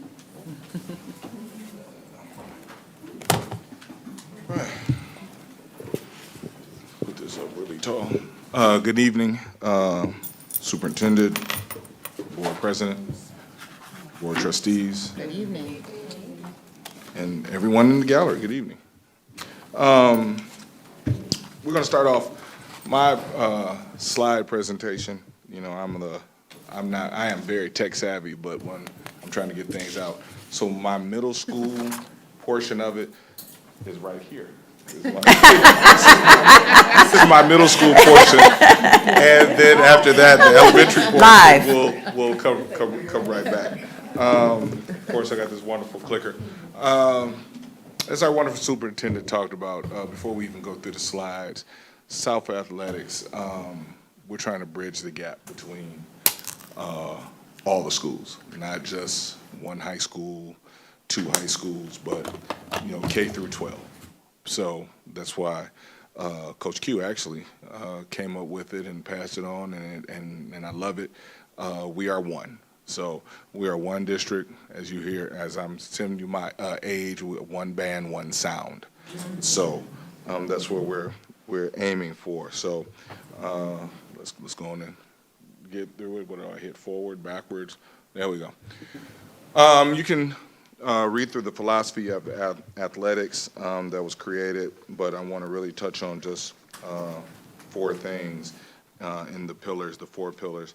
Academics, which I am a firm component, just a champion of academics, because, without your grades, you can't play. I'm going to channel my Dorothy Ahart, and, my mom was like, if you don't get that 3.0 or better, you just going to sit there and look in uniform. And, that's just something that I believe in, that academics, the dedication, family, but speaks for itself, because once again, we are one, but the integrity of athletics, which, integrity in itself, we have to be, very transparent. We have to have integrity in the things that we do, and that's what we're going to build and bring in the district since I sat in the chair in February. Just like I said, I'm not going to be here long, but just a small little snippets of what's going on, education, culture, and pride. It takes a village. Just out of 125 seniors that I inherited last year, that I should say, inherited in the department, we promoted 85% of our seniors to college. And when I say 85%, that doesn't mean the scholarship, because if you go down to 30% of our seniors receive athletic scholarships, which once again, you have to have some academics to get scholarships to play sports. Just big number that 85% of our seniors are going to school. I want to kind of bump that up as we go through the slides. We're going to bump that up. Hopefully we get it up to another 10%, but, we're going to lift as we climb. So, just percentages just kind of go up year by year, semester by semester, I should say, and then year by year. But really big shout outs to baseball, girls basketball, once again, Coach Q to my right, and our softball. It's promoting 90% of their, 98% of their seniors to school. That's big. That is once again, I think Ms. Marie stated it. Coach Q had had valedictorians on our team that went going to Michigan, 2 scholarship athletes. So that's what our department is striving to be, academic, athletic department. Now, when we talk about partnerships, create strong partnerships for our scholar athletes. That goes to the next slide. That name, C2 Pipeline, I wanted to stick in everybody's head. We've partnered, the district itself has partnered with Wayne State, but athletics, because I know the person very well, we sat down and talked, how can we create that academic success throughout every year, semester by semester, year by year. Our students will be going to C2 Pipeline, which are, and I don't want to say, our students that are having some challenges and our students that are still striving to be great will be invited to C2 Pipeline. Our coordinator at the building right now is Michael Shelton. So what's happening is, our athletic department wants coaches to make sure that kids get to study hall, not just running around the hallways. So study hall is through C2 Pipeline. So our volleyball teams that are in season right now, football, it just started Monday. So we're going to be going through and making sure that these young men and young women have the application to go to C2 Pipeline, work on homework help, any challenges they have in academics. We iron it out, and you get back on the playing field or in practice. Coach Ahart, is that a new site coordinator for this year? Yes, because Tracy was there. She's over, but now the site coordinator herself is Michael. Okay. Yeah, so he's new. Thank you. And she's, I talked to her today, she's bringing on 2 more because now since athletics is partnering, you're going to have more kids there. And as we talk about historic knowledge and people transitioning, that's what lifted in my head as we talk about this. So I'm glad to hear that she's still involved. Yep, she is. Great. So raising the bar. This the bar graph here is just showing you our team GPAs. Our GPA, which I'll be asking the board and writing it up. I want the whole academic GPA to be 2.0, and then as we get to that 2.0, hopefully we can bring some more ticks to it. But if you notice, our football team, volleyball, everybody is around that 2.0 or better as a team. So, which is a great highlight that I was tracking since last year. But our non-revenue sports, and I say non-revenue, football and basketball is always the big ticket items. But our non-revenue sports, softball, baseball, I know I didn't put the golf on there, boys and girls golf, swim. Those young men and young women are exceptional students, but they're exceptional athletes and exceptional people. So we're raising the bar. All right. Better communication. These are the things when we talk about barriers and solutions. Better communication. I think that we need to talk more and to be politically correct, not point as many fingers. Let's talk. The more communication, the better we're going to be in the athletic department, and we're going to strive to make sure that happens. So that solution is something that we're creating called Athletically Yours. Athletically Yours is a monthly newsletter that'll be coming out starting around about Thanksgiving, the Christmas holiday. So I can see how it looks, how we're going to roll it out. But it's going to put out to the community and throughout the district. So the schools and the communities will understand and know what's going on athletically. Right now, you have tons of newsletters that go out in the school system. It goes from A&T, the university, and they're all asking for snippets of what's going on athletically. But if it comes directly from the office, then there will be better communication. You'll know when practices are. You'll know what's coming up when middle school sports is starting. You'll know when elementary school sports, when we have them, are happening. So that newsletter is a solution.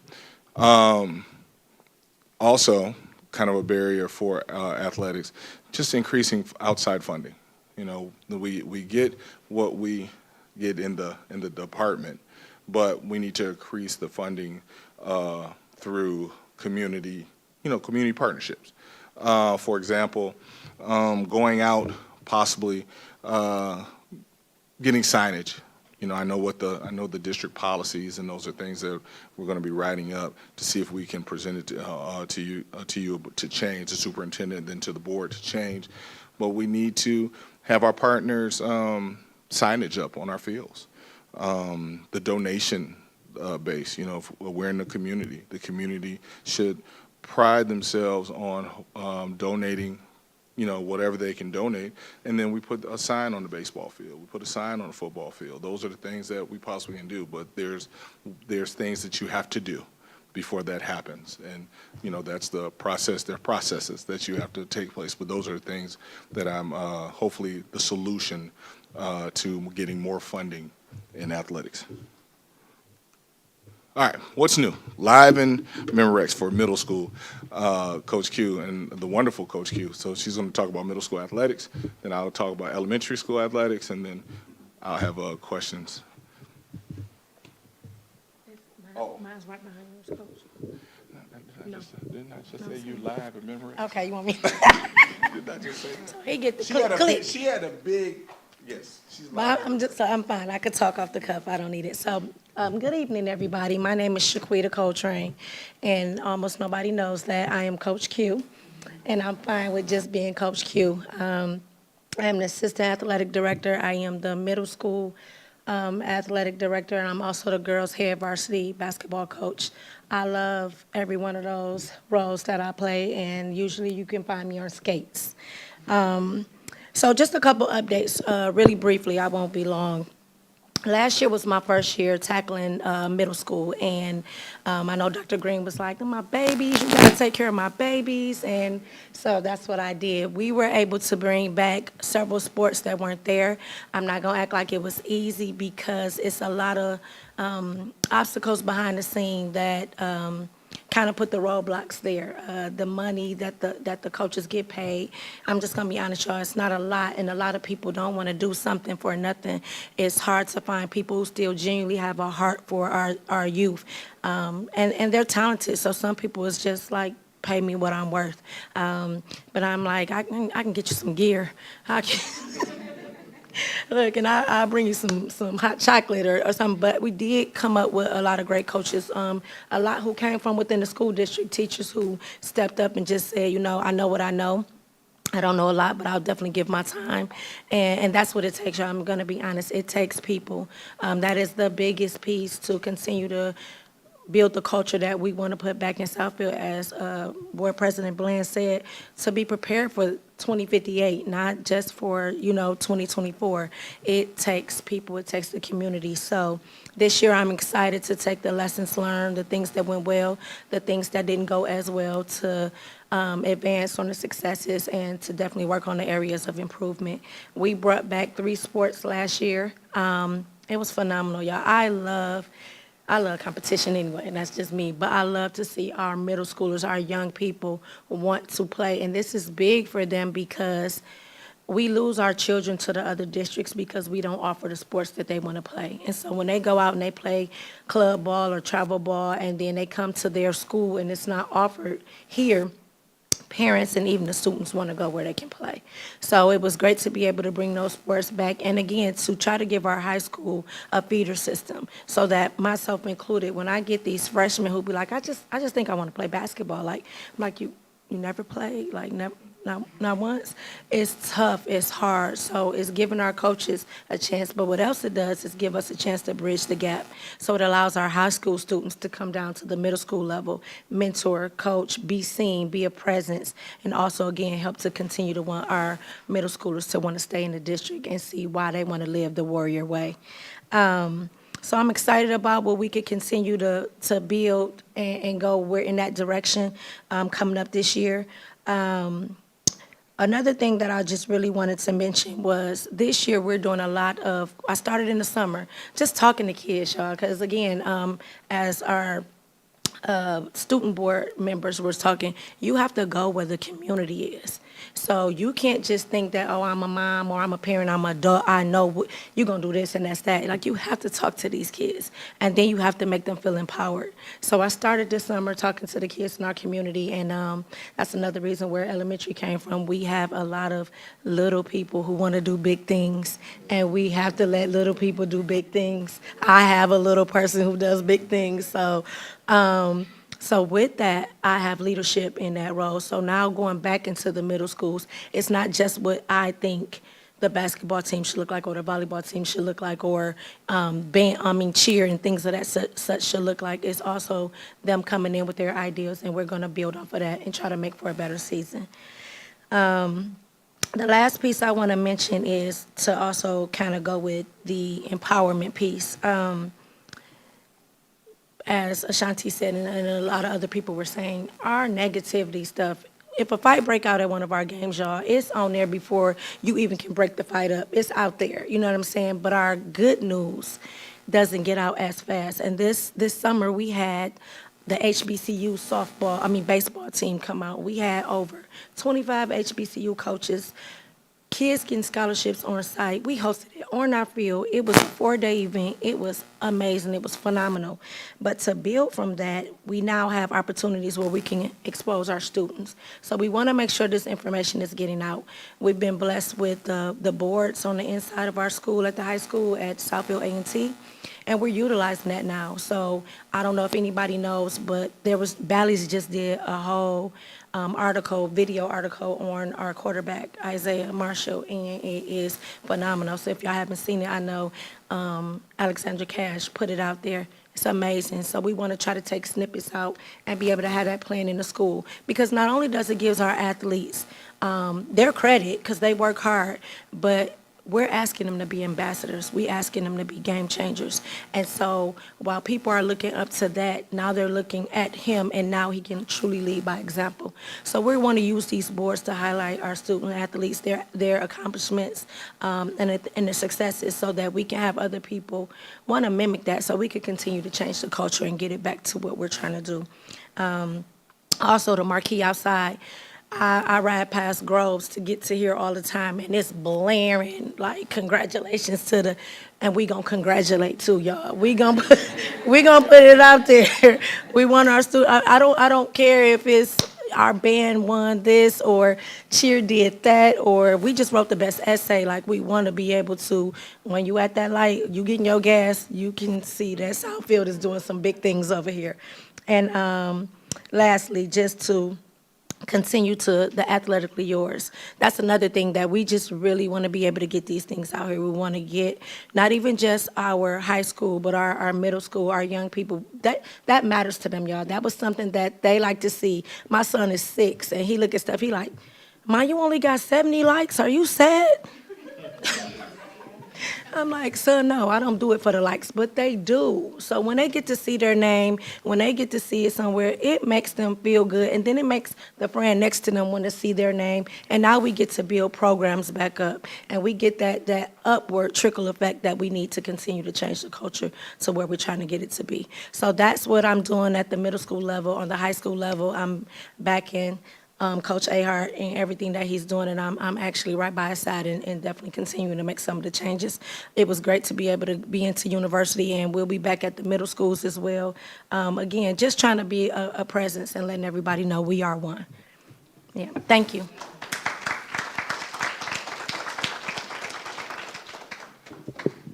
So that's why you get Coach Q live. So you know, and I get that every day, and it's a blessing. Other things that I didn't mention when it comes to highlighting, you know, our girls bowling team over the 12 months, ranked number 8 in the state. We're going to be getting more young ladies and young men into bowling in that sign up. I'm going to say signing day because I'm putting it out there in the world. In that signing day at university, we received about 12 to 13 young folks that wanted to bowl. So, you know, I'm a bowler, so that made me just ecstatic. Along with other sports they signed up for. Our football team is ranked number 2 in the state. So, you know, we got to just keep pushing on. Say that again. I said our football team is ranked number 2 in the state. So we got to keep pushing on. Before we go to elementary, in-services for our coaches has been added. Fellowship for Christian Athletes will be coming in season by season because coaches don't know until you teach them because they think they know everything. So you sit them down and you give them a platform, you know, to teach them. So there'll be a series of PDs for our coaches so they can learn the new way of doing things, because sometimes the old way is not the best way, but then if you mix both of them together, you get, you know, a great pot of gumbo that I'll cook one day.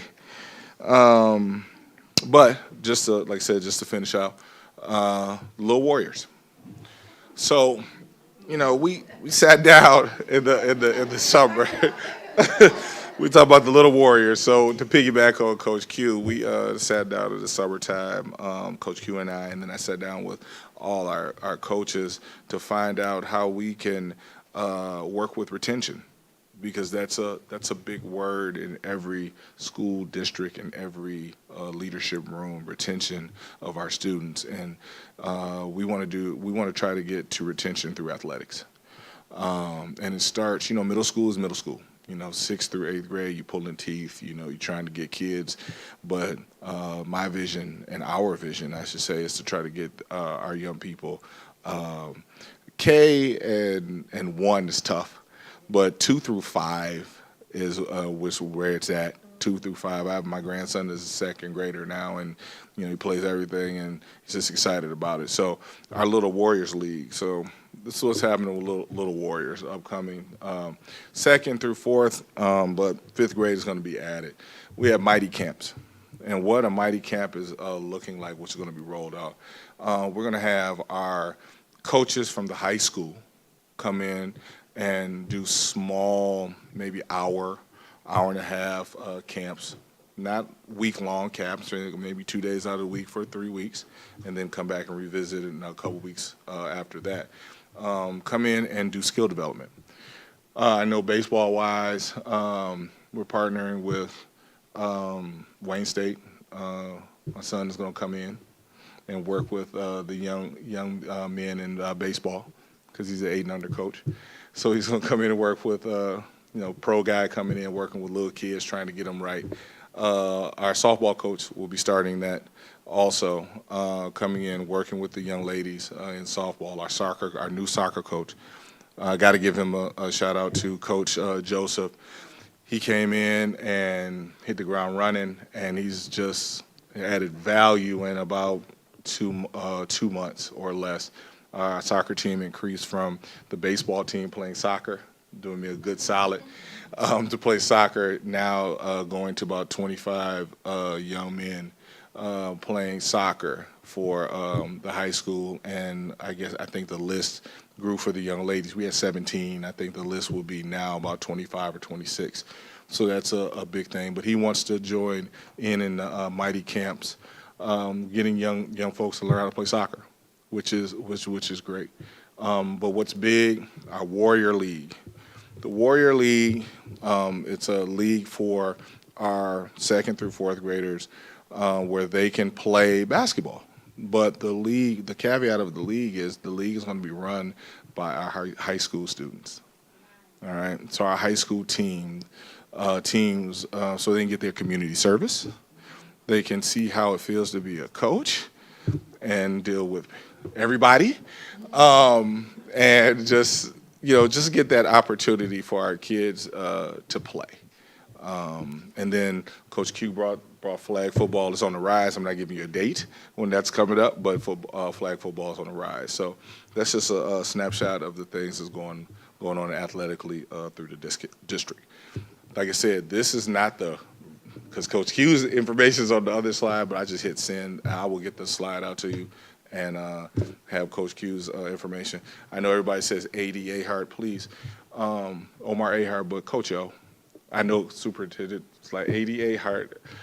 That works too, but if you see me in passing and you say Coach O, I'll probably whip my head around quicker for 26 years coaching. So I'm the coach of the coaches, so that's why, I'd say Coach O, but I am athletic director Ahart, so if there's any questions.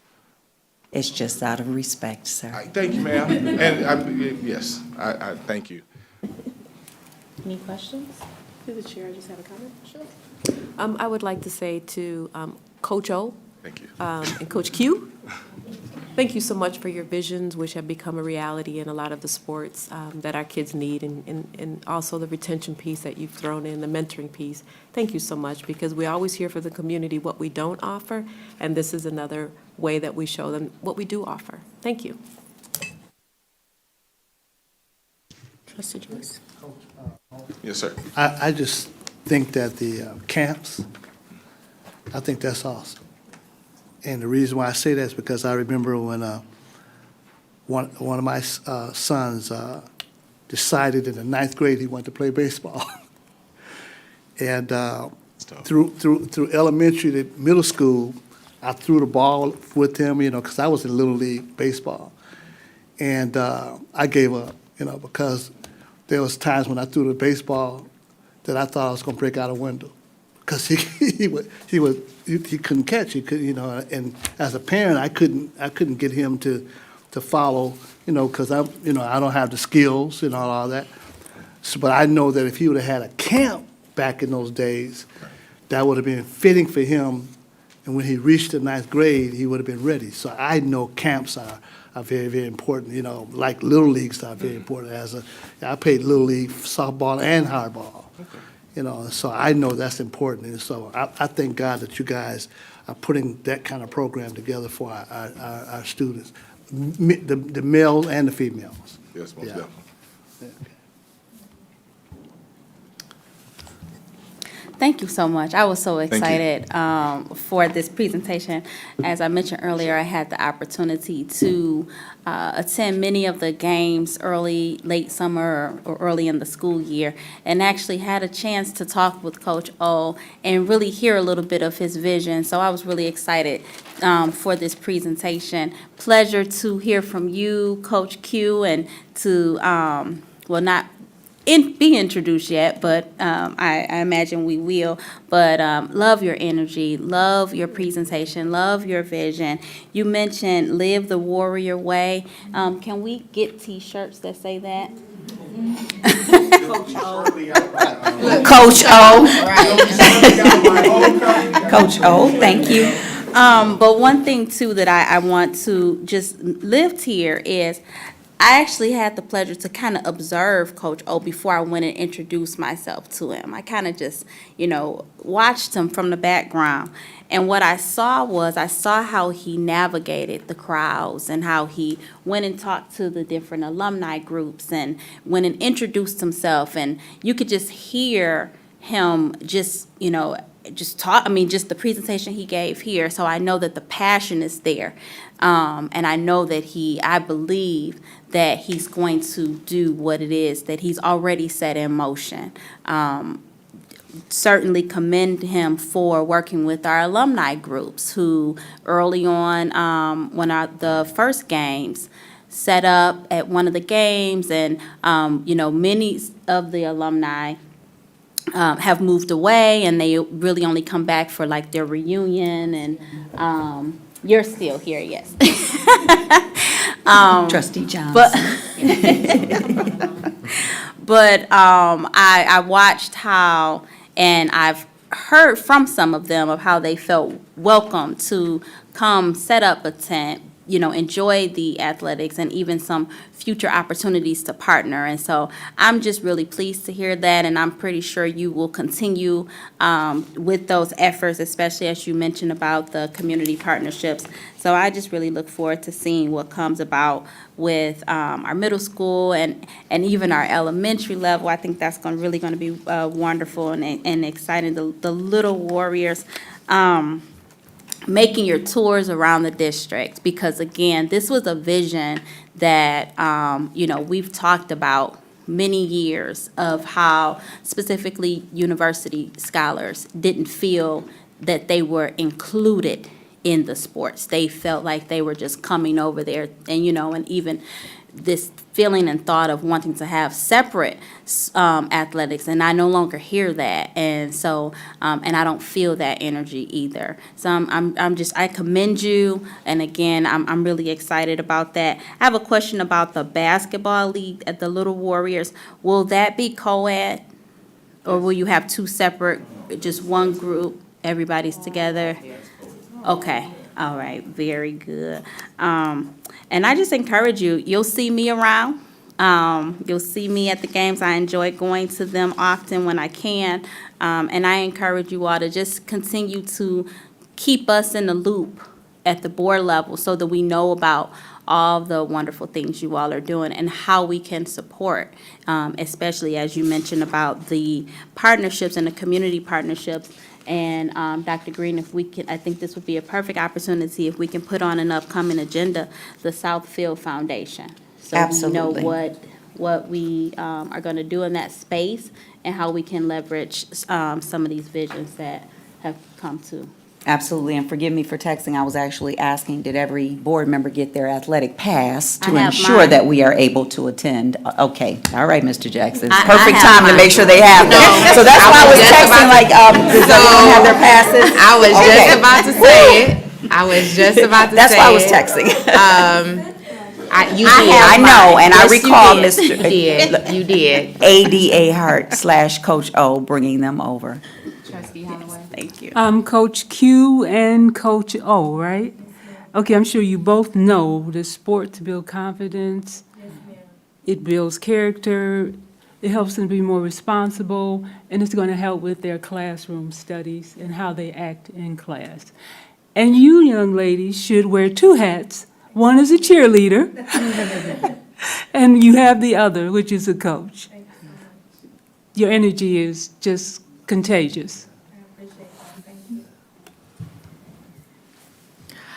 So to both of you, as we just confirmed, you got the passes over. You both called me, made sure we were good for that first game. Thank you so much for your diligence. I love the piece about community service. I say it all the time. I think that this generation doesn't know enough about giving back. And I think it's very important. I was just talking to Dr. Green about that community service piece. So to hear that our young men will be going to teach our young people is a good thing. So I appreciate that. Coach Q, you called me on a very late evening and said, I have this vision and I'm watching you implement it, and I thank you for that. Coach A. Hart, you told me, hey, I took an audit of every piece of equipment in this building, and I respect it as an auditor. I respect it as a board member because it shows that you're trying to make us whole from every angle. And we see your vision. I think it's great. I look forward to supporting you all. So thank you for coming in and sharing this with us. And as long as you got people like Marie Banks heading up your boosters, y'all gonna be just fine. So, so thank you for that report. And I think we look forward to this season and the next and the next. Thank you. No problem. I have a question. I did hear the team mention a request, it sounded, as it relates to raising the bar and setting the GPA at a 2.0. Is that a policy matter? Is that administrative guidelines? Is that something we need to bring as an action item? Can you clarify that? Yes, it is under our board policies. We currently adhere to the Michigan High School Athletic Association minimum, which unfortunately, in our opinion, and I completely agree, is too low. It's a 1.8 GPA, and that is failure as far as we're concerned. So we would like to, and we've been meeting to discuss how we increase the expectations of our scholar athletes, scholarship being the primary focus. So we will have that to come before the board as a recommendation. All right, thank you. With it ultimately moving up to 2.5. We want to keep building it, yeah, 2.5. Yeah, I was gonna say 2.5, but. Yeah, so we're going to go 2.0, 2.5, and then our ultimate goal will be have them all 3.0. Trustee Thomas, just to that point, again, a lot of times we are asking or telling our student athletes and our students in general to do things without giving them the how or borderline the why, so more so the how. So again, the C2 pipeline is what we're trying to do while still building that team where Coach O might be great in math and I'm not, but we work together. He's going to be up as well as the team. So we're not also have a C2 pipeline and with the additional help that Tracy is sending us. We want to get that 2.0 as a piece of cake, but 2.5 should be the same. Absolutely. And Coach O is a certified math teacher, just in case anyone needs tutorial services. Thank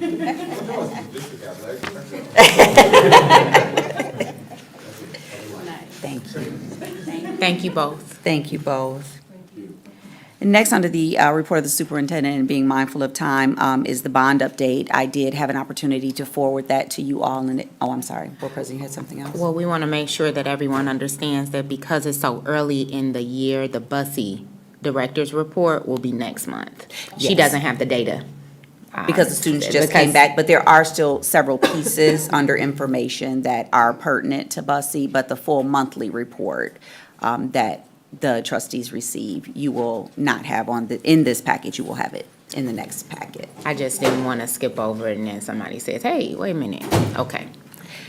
So I'm Moving still forward. on E, on Yes, 5E. ma'am. Bond update? The bond update. So what you're saying is that the bus report, because that's very important, that gets out to the community. Absolutely. So we will have that information for you at the end of the 30-day period, because we give a comprehensive 30-day report each month. So once we have the 30 days worth of data, we will be bringing that forward to you and to the community. Absolutely. Absolutely.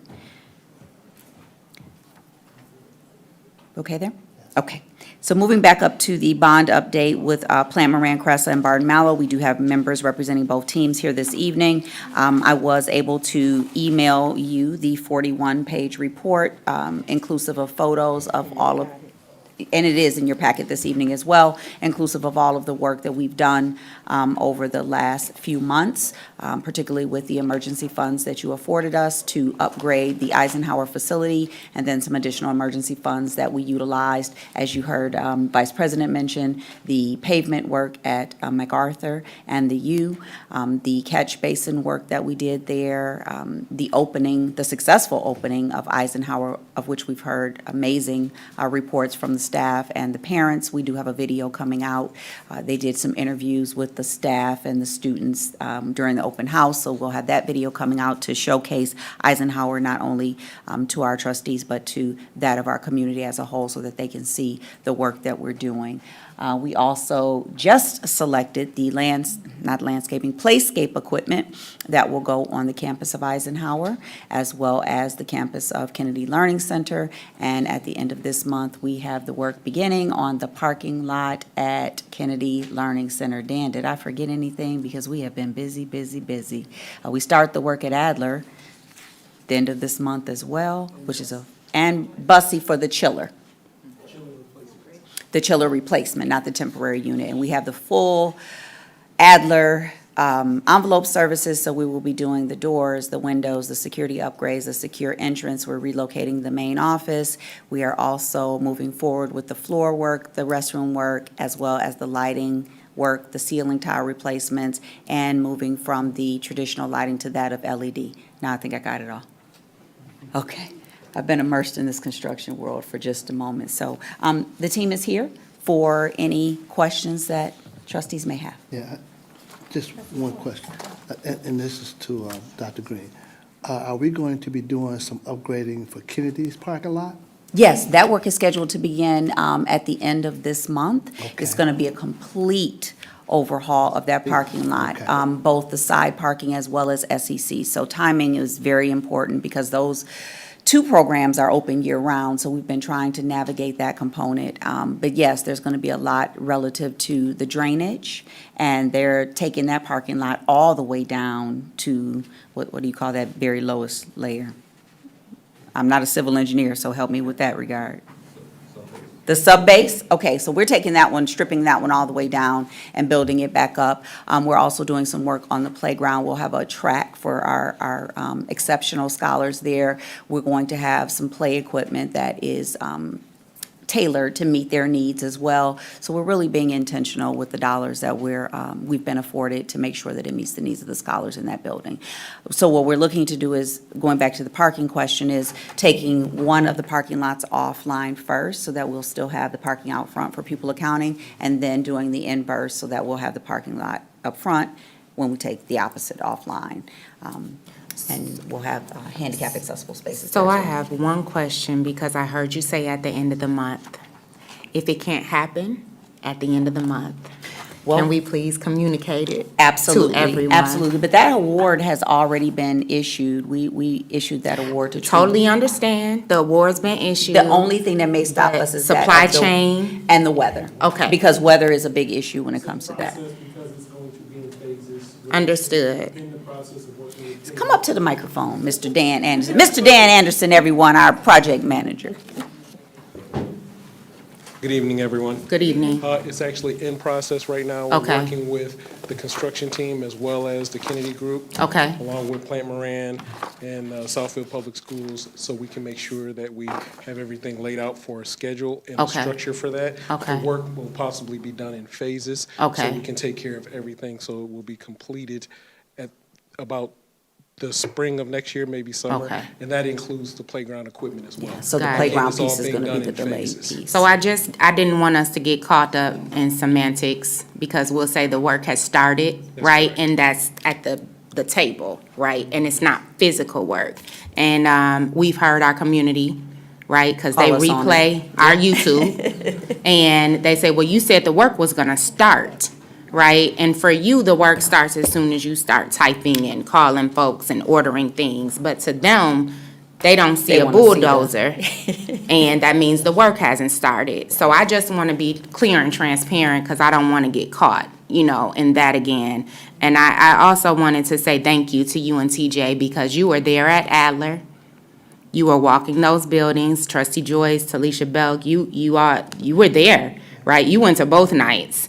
And I know for the parent-student night, you were sitting there watching everything. I said, he just quietly We had assignments. anticipating. Bring the Eisenhower, right? Yeah, I- Adler and yes, Eisenhower. I'm sorry, I'm calling Adler, Eisenhower, and Miss Almadine, don't beat me up if you're watching. But yes, so thank you for that, because I think it was important that they saw that we were still working as we were touring, and from what I understand, you all were still working during that tour. So thank you for that. It was a job well done. That building looks awesome. Well, appreciate it. What I will say, going back to Kennedy, Dr. Green knows that we talk every day in regards to the schedules and the processes. I believe TJ and I worked until 4 or 5 o'clock yesterday just discussing Kennedy by itself.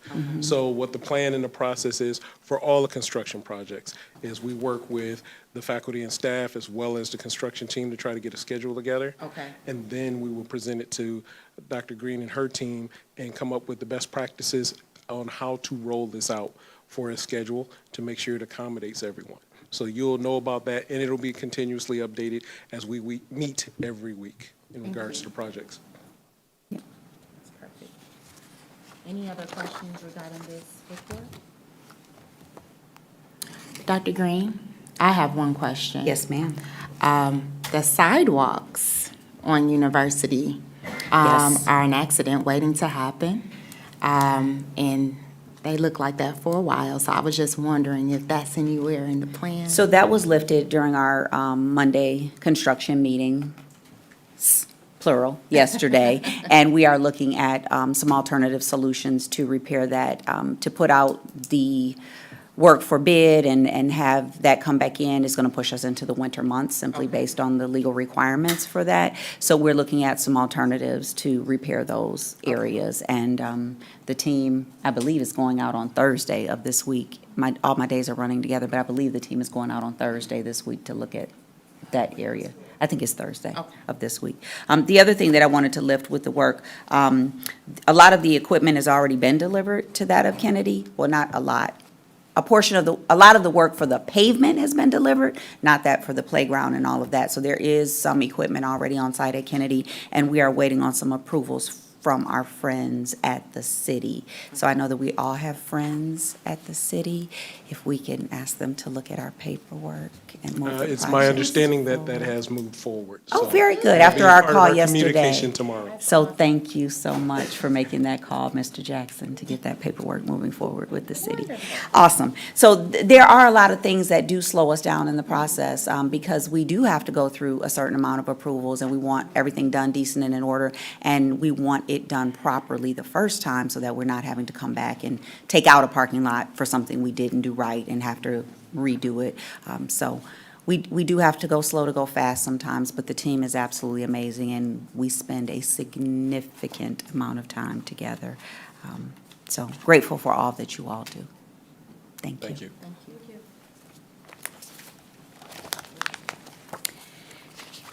Board President, having mentioned that the BUSI's Director's Report is going to be tabled until next month, that concludes the report of the superintendent.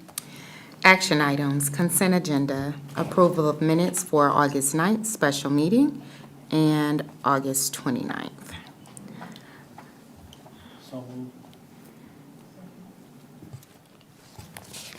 Support.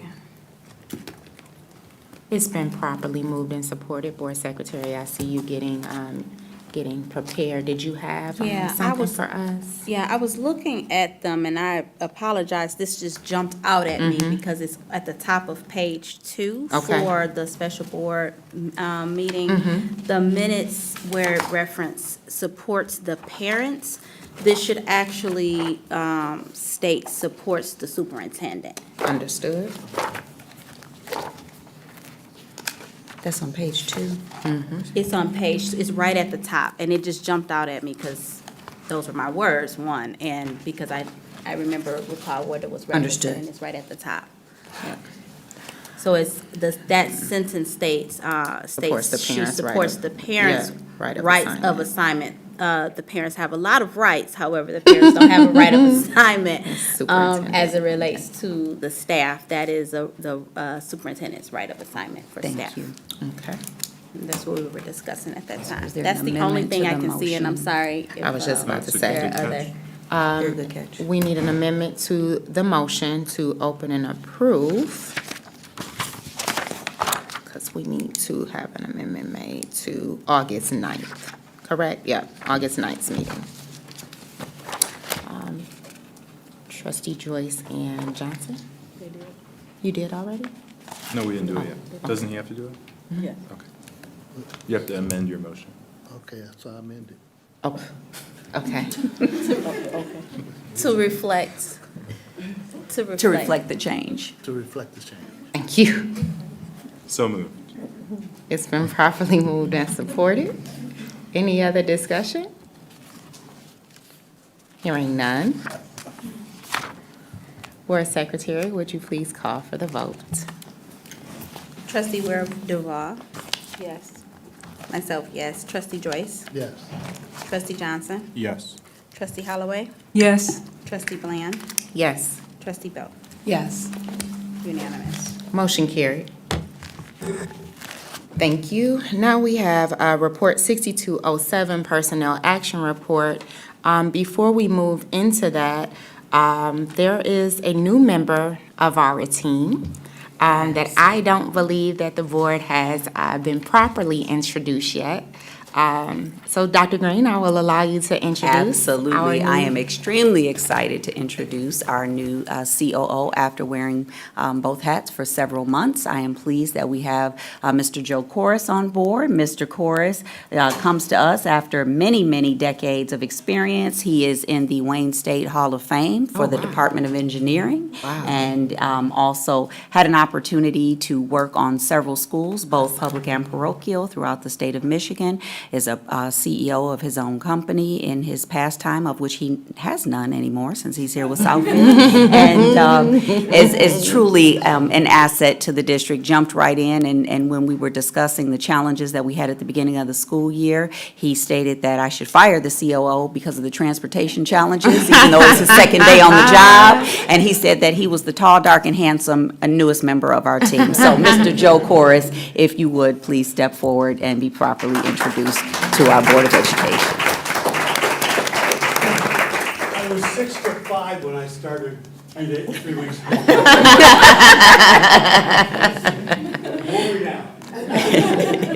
Well, thank you for joining our team, Mr. Corris. We're excited to have you.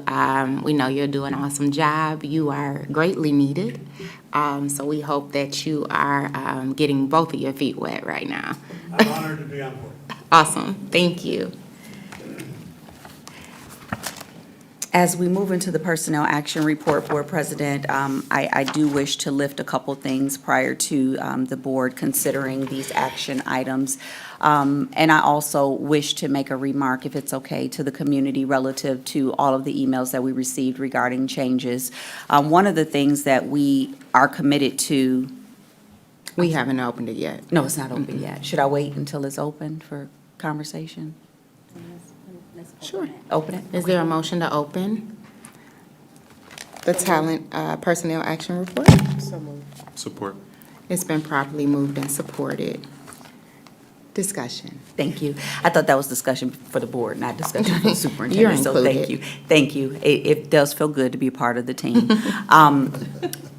We've heard from a lot of people regarding the changes that we've made, and as Secretary Smith-Thomas mentioned, the right of the superintendent when it comes to placement. We don't take any of those decisions lightly. We look at a lot of data points, and we look at the strengths of the staff that we have. We also find out about retirements, resignations, and various life-changing experiences that occur in people's lives, and we make mid-course corrections as we receive the data into the district. So I want all of the individuals to know that those who contacted us, reached out to us for various staffing concerns. We do work diligently to address those in a timely manner. Also, we have a legal obligation to the Department of Treasury to continue to work to right-size our organization, as they basically were the co-funding source for us to underwrite our bond application. So we do have to continue to work diligently on that. We were very successful in doing that through attrition in the district. We did lay off 2 individuals, but I'm pleased to say that we called those 2 individuals back already, if they so choose to come back. And then as we continue to receive updates, we do respond accordingly. So much of what you see in front of you this evening has been as a result of those changes that are continuously coming across our desk. So I have one question, and it's related to staffing, but it is not directly related to the talent management report. I've made a request based on a conversation around numbers and right-sizing the district and who goes where and why.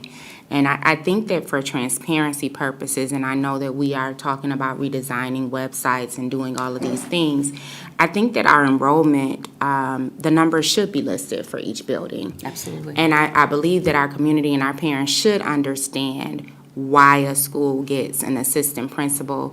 And I want to be really clear. I know that numbers matter, but I don't think support should only be based on how many people are in a building. And I hope that we are giving the support to the staff that they need at all times. This is a stressful space to be in. And I'm not even in the buildings every day, but I could not imagine leading buildings without a team. So I just would ask that we consider publishing our enrollment numbers as we move forward to becoming more better communicators, more effective. I think there's a level of transparency that we need to strive to have because I hear all the time, you don't know what's really happening behind the scenes, and we're told one thing and then you do another, and how does this work for one school and not the other? So I think that we should really strive to reach that level of transparency and explain as much as we can why we do what we do. Absolutely, Board President. I've been working closely with Ms. Luddington, as you lifted earlier, who's done an amazing job in both carrying the pupil accounting manager position as well as backfilling her previous position through Oakland Schools. She did both jobs leading up to Monday of this week. That having been said, we have been monitoring the numbers closely, and one of the things we have to do better with is, and Trustee Smith-Thomas, I know that you know this to happen in education across many districts. There is padding of numbers that sometimes occur, and we have to make sure that when we receive drops in buildings, that we are actually dropping the students that are no longer with us so that we are not overinflating numbers in one area so that we can receive additional staffing as well. So we're doing a better job with scrubbing our numbers, that we are actually getting the students that are enrolled in our district registered and in class so that we can see the whites of their eyes, but that we're also doing a better job with cleaning up the data and taking the students out of our enrollment that do not actually attend our school district. We find ourselves at the beginning of the school year overstaffing when we are looking at numbers where the whites of the eyes have not been seen. And then after count day, when the auditor comes in and says you actually have 250 students less than what was reported, it becomes an issue. So we're trying to avoid that from happening as we move forward.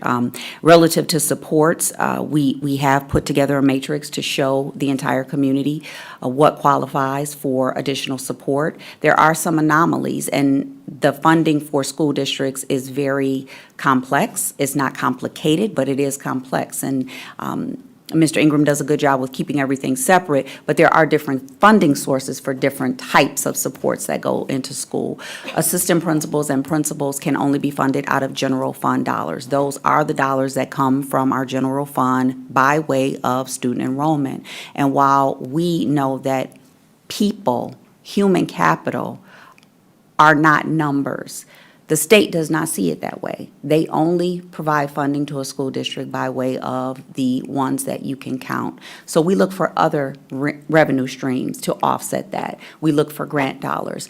But we cannot use those grant dollars to pay for administration at the building level or at the central office level. Therefore, we come up with some other supports, such as the academic engagement supervisors that Ms. Rogers has been able to write in and get approved. We have some dean of culture. We have the student support coordinator and retention specialist. So all of those different types of positions that are grant funded are not a straight formula because we are dependent upon the language written in that grant to determine whether or not we can get those positions in the district. Once they are approved at the state and or federal level, we do bring those in, but what qualifies a building for that? So there's some anomalies. So to your point, being transparent without teaching a full class on those specific things, we do want to make sure that our community is aware of those. The IB program should have an IB coordinator, so that's an anomaly. The AP courses should have additional personnel for that and should have class sizes that are lesser than what's in the CBA. So there are a lot of different variables that are looked at when going into the staffing conversation, but we do want to be as transparent as possible. And as of today, there is a matrix that has been developed to share with you all. So, go ahead. Board President. Yes, to that point, so I just want to know, as we mentioned before, and as Trustee Belk mentioned about being proactive, as we're setting our calendar for our upcoming study sessions, my question is, as it relates specifically to what Board President stated, because I've also heard this concern as well across the district, Does this rest in a policy space under some of those policies I sent to you, Board President? Or is this more of an administrative guideline? And how do we ensure that we're capturing a system so that it's not a roller coaster, kind of move that happens every year or midway, but we actually have somewhere a reference where we align it to? So this would fall under the administrative guidelines space because it is tied directly to our fiscal responsibility in the budget that we present to you. So once, the ultimate fiscal responsibility rests with you. Once we present a budget to you that is in alignment with what we are receiving from the state and federal revenue sources, we then have to move forward with how do we align everything that we do within the district to stay within budget and not exceed the budget that the board approves. Okay, so I can see the direct connection to that. So then now my next ask is going to be that we actually have and see an administrative guideline to tie directly to this specific district system. Absolutely. So not specific to a building nor a person. And that's the matrix that we system developed today. To the district. Well, we've been working on it. It's not a newly developed document, but it was finalized today. So that is what you will see, and then we will tie it back to those policies that referenced the 3,000s, which are professional staff. Yep. And so then my other ask, Board President, if it be the pleasure of the board, this is just my own view as it relates to number 47, not the person, but the position. I'm gonna let everybody catch up to it. That remains in place until the end of the school year, so that we have some stability. That is our intent. And that individual will also have an opportunity to interview to have the interim tag removed. All right, thank you. Absolutely. That's all I have. And doing a great job. It might be your question, but I just want to know, where are we with student enrollment?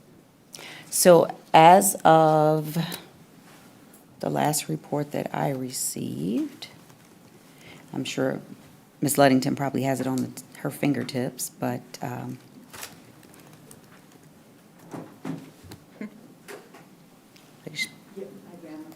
I thought she did. We've been watching it every day, so I figured she did. Can you just forward that one to me, or? Yeah, we've been watching it every day, so we will have that information for you shortly. This report is still open. Yep. Yes, this is for Dr. Green. Yes, ma'am. You said you called back 2 positions. What positions are those? Those were 2 teaching positions. 2 teaching. Mhm. Okay. I think I might need more of an explanation on the support.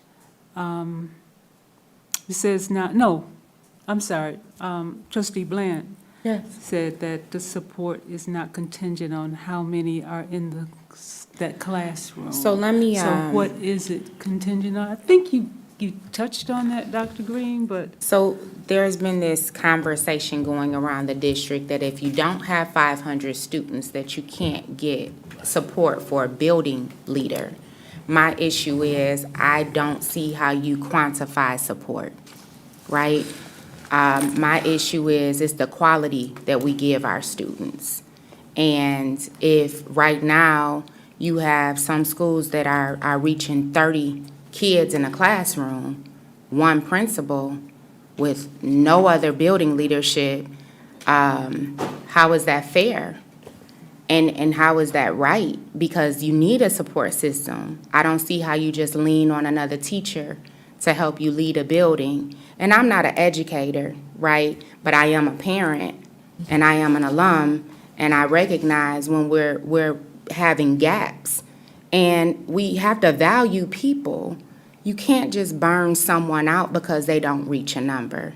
So my ask was that it's not the only factor. And I understand the padding, but I don't think every teacher and every building pads their numbers.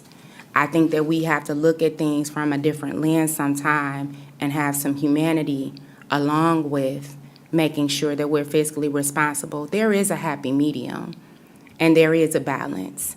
And right now, we're trying to keep and retain, because we don't succession plan well, right? We can call a spade a spade.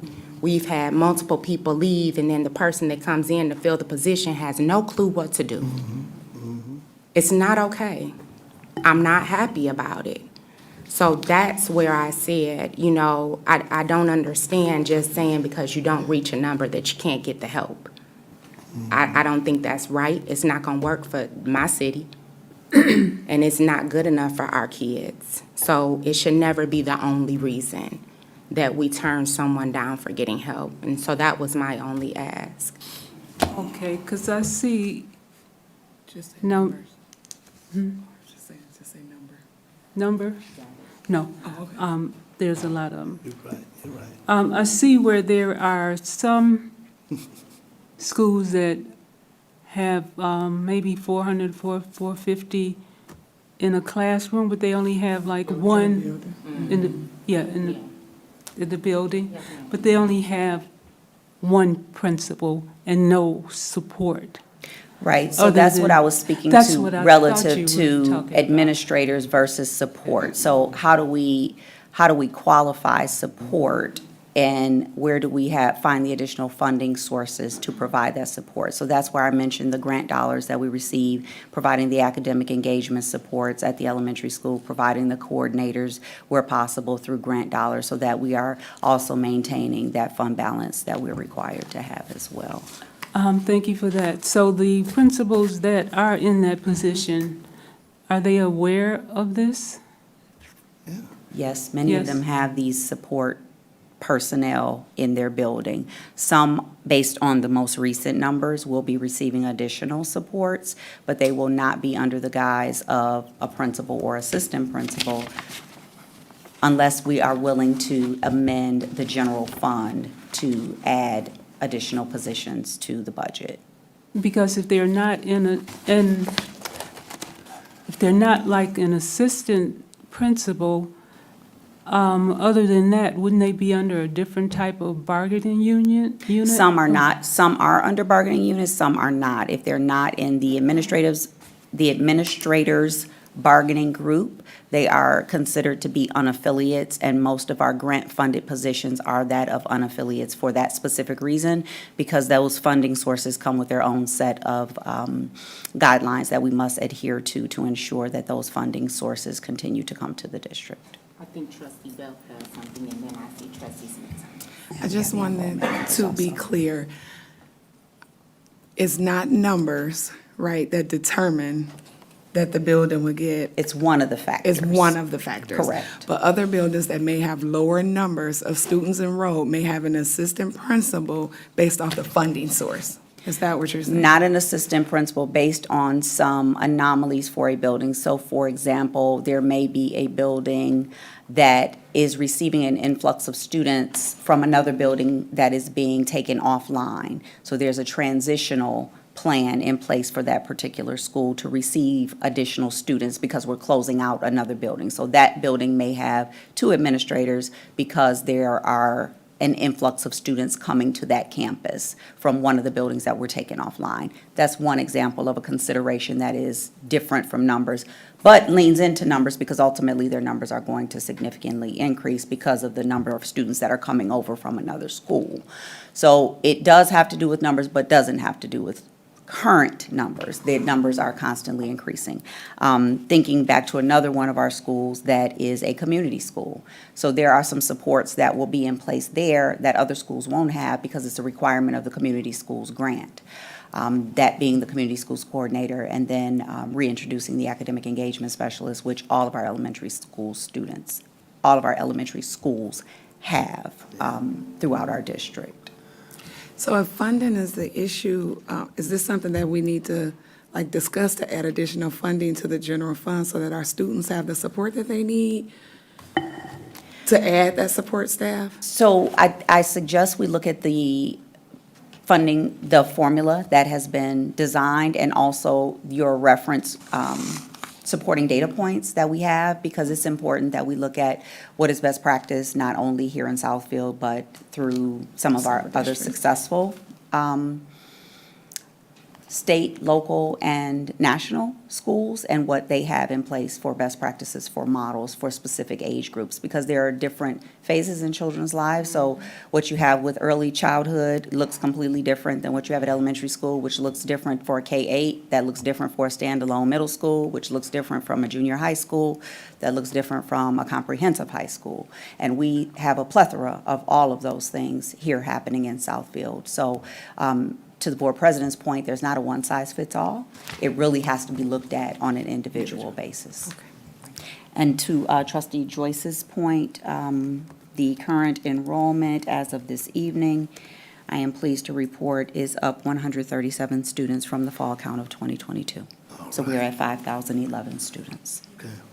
Now, that is not an audited number. Right. Again, we have to get through count in order to claim that, but as of this evening, we are up 137 students. Awesome. Yeah, I'm telling you. Thank you all. Thank you. Yes, so you actually hit on some of the points. I wrote down data points being used. I had a question mark, school models for leadership, school factors that are impacting. And so my specific ask, Board President, we have an upcoming, we have two upcoming study sessions, special meetings. If those agendas have not been set yet, I'm going to ask that this item be on the most, okay. September. I can't help what Every you do. You time do I what say you do. something. So we had, we Earlier. met a little earlier, because a lot of these points. We have not had We these have not had this conversations in conversation, advance, that just is so that true. folks know. So This is not planned. a lot of what I just said, in response to, Trustee Holloway, I said to Dr. Green earlier. And she said that they are pulling all the data points together for us, the models, the numbers, and they will present it to us for the study session this month, right? Because we knew this was going to be, it's a point of concern. So that's what is being pulled together, and then we already talked about study session for October. So this is being pulled in. So you should have this for September's meeting. Okay. The data points, the right sizing, like understanding it all under the umbrella to see how the pieces fit. So then, to the point that Trustee Belk made as it relates to the funding component of this as well, I'm also going to ask that we have a funding lens associated with this. If in the case we find as a board that there are some changes, some more immediate changes we would like to see happen this school year to support as needed, then we have a full understanding of what that looks like from a funding space and an amendment to the budget. Absolutely. Also note that we sat down with each building level leader to discuss their schedules earlier this summer and asked for their feedback relative to what supports were needed. We have some that are more vocal in articulating what it is they need, and we try to provide those supports as needed. So we encourage that continued conversation and transparency to ensure that we're providing that support. Also, we will be coming back to you with some additions, because we do now have new numbers. As Ms. Ludington shared with us, there are some buildings that worked diligently in increasing their numbers once this became a conversation. Unfortunately, we have relied too heavily on status quo and people just coming to us versus actually going out and marketing the amazing things happening in our respective buildings. Once we began to have the conversation relative to right sizing, some people were more intentional in marketing the great things happening in their building, and as a result, their student enrollment has increased, which will result in us coming back to you and asking for increased FTEs in some of the buildings. I'm going to just say this. I'm going to highlight, and she didn't know this was happening. Oh, did she leave already? She did leave after she was left. crying. Because someone came Watching. to me and asked if Stevenson was an application school. I'm only laughing We had a- because she's gone, but it says She's listening volumes. online. Seriously. to who she is. Seriously. a great And, story. and I had to, share in conversation with this person, just my history and being on the board and what I've seen come about and happen and transform with Stevenson. And I said, I don't know if she even sees herself as a turnaround leader, but that's how I see her. And so that was just really pleasing to have that question presented to me, because that is what's happening in the community at large. People want to go to Stevenson, and people are talking about Stevenson in a way that this is the first time that I've experienced with that. So I would love to, again, deep dive on, what are some of those best practices that are happening, and how do we as a board make sure we are supporting the work, if it's a financial, if it's a talent, management, whatever needs to happen. Not only Stevenson, but all of the schools, of course. But I just wanted to highlight that came to me, because I just thought that was really awesome to hear. And I've been over there quite a few times last year and plan to go again, quite a few more times this year and everything. So I can see the good things that are happening as we all do, so. So Trustee Smith-Thomas, to your point, when we had a conversation, I specifically had a conversation with that principal, and I called her and said, okay, you are bursting at the seams. You can no longer accept another student unless they are in your boundary. Because if they're in your boundary, then we are legally obligated to enroll that child, right? And 5 minutes later, she called back, oh, Dr. Green, just 2 more, just 3 more. I'm like, okay, we can't do this. My next question was, what support do you need?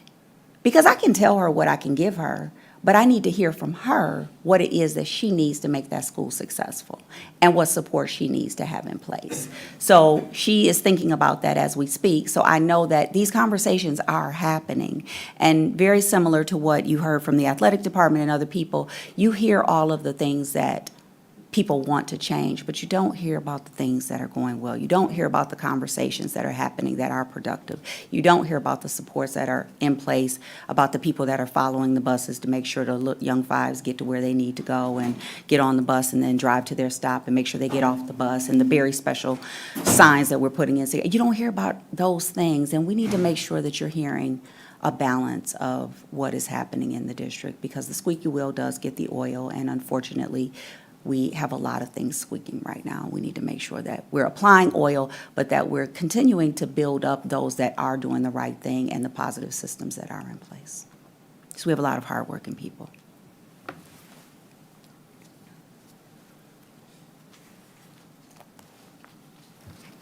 Yeah, I got something to say. Can I speak? Of course. So, listen, I over the last couple of years, going to some of the conferences, national conferences, I had the opportunity to meet with some high-performing districts across this United States. One was in Texas and one was in one of the Dakotas. And what they did is they made sure that communication, that's why you've been hearing me saying this a lot, that the communication is, and the transparency is going out into their communities. And what they've done in doing that, they've had the community walk away from charter schools and get back into public schools because of communication. Just because of communication and transparency. They shared their vision, and people came joined because of their vision and because of their communication. Vision is what leads people. And if you're transparent and you're honest and there's communication, people will come and join. They will leave those private and charter schools, and you'll look around and you'll have an increase in your student enrollment. And so and I'll make sure that I get notes, bring them back to you guys in our special meetings, and share with you those districts that were able to do that. That's very, very important. Communication is key to getting people on board.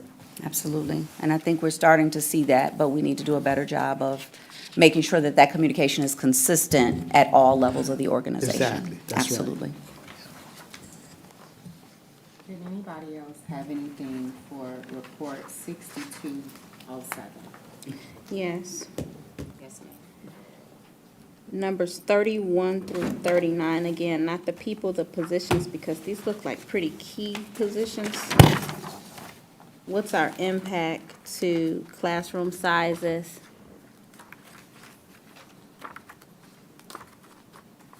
Are those?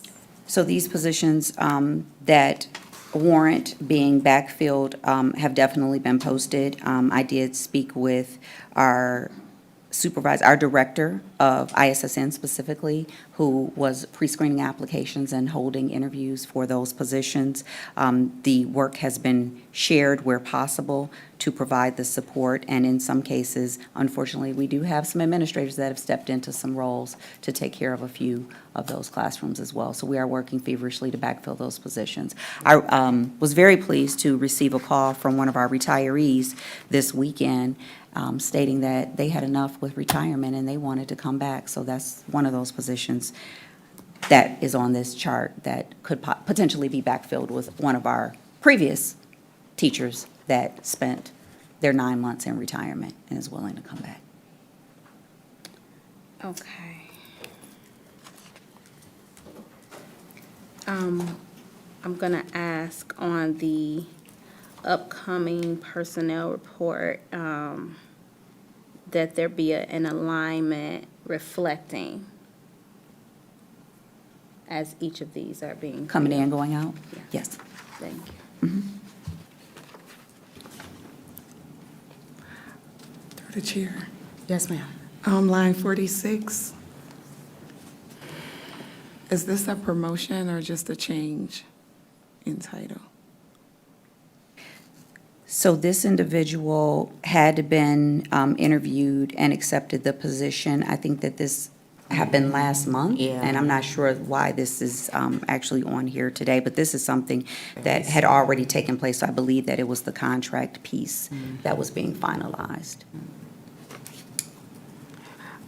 So you did bring up your director of ISSN, and I would like to commend her for stepping up the way she has. Every single email that had to do with one of our special students, she replied in time. She called parents. I know it's a hard role to step into, but to Ms. Smith, good job.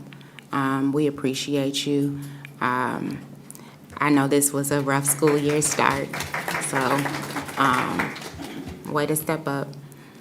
And I would like to say that I am sad to see number 37 go.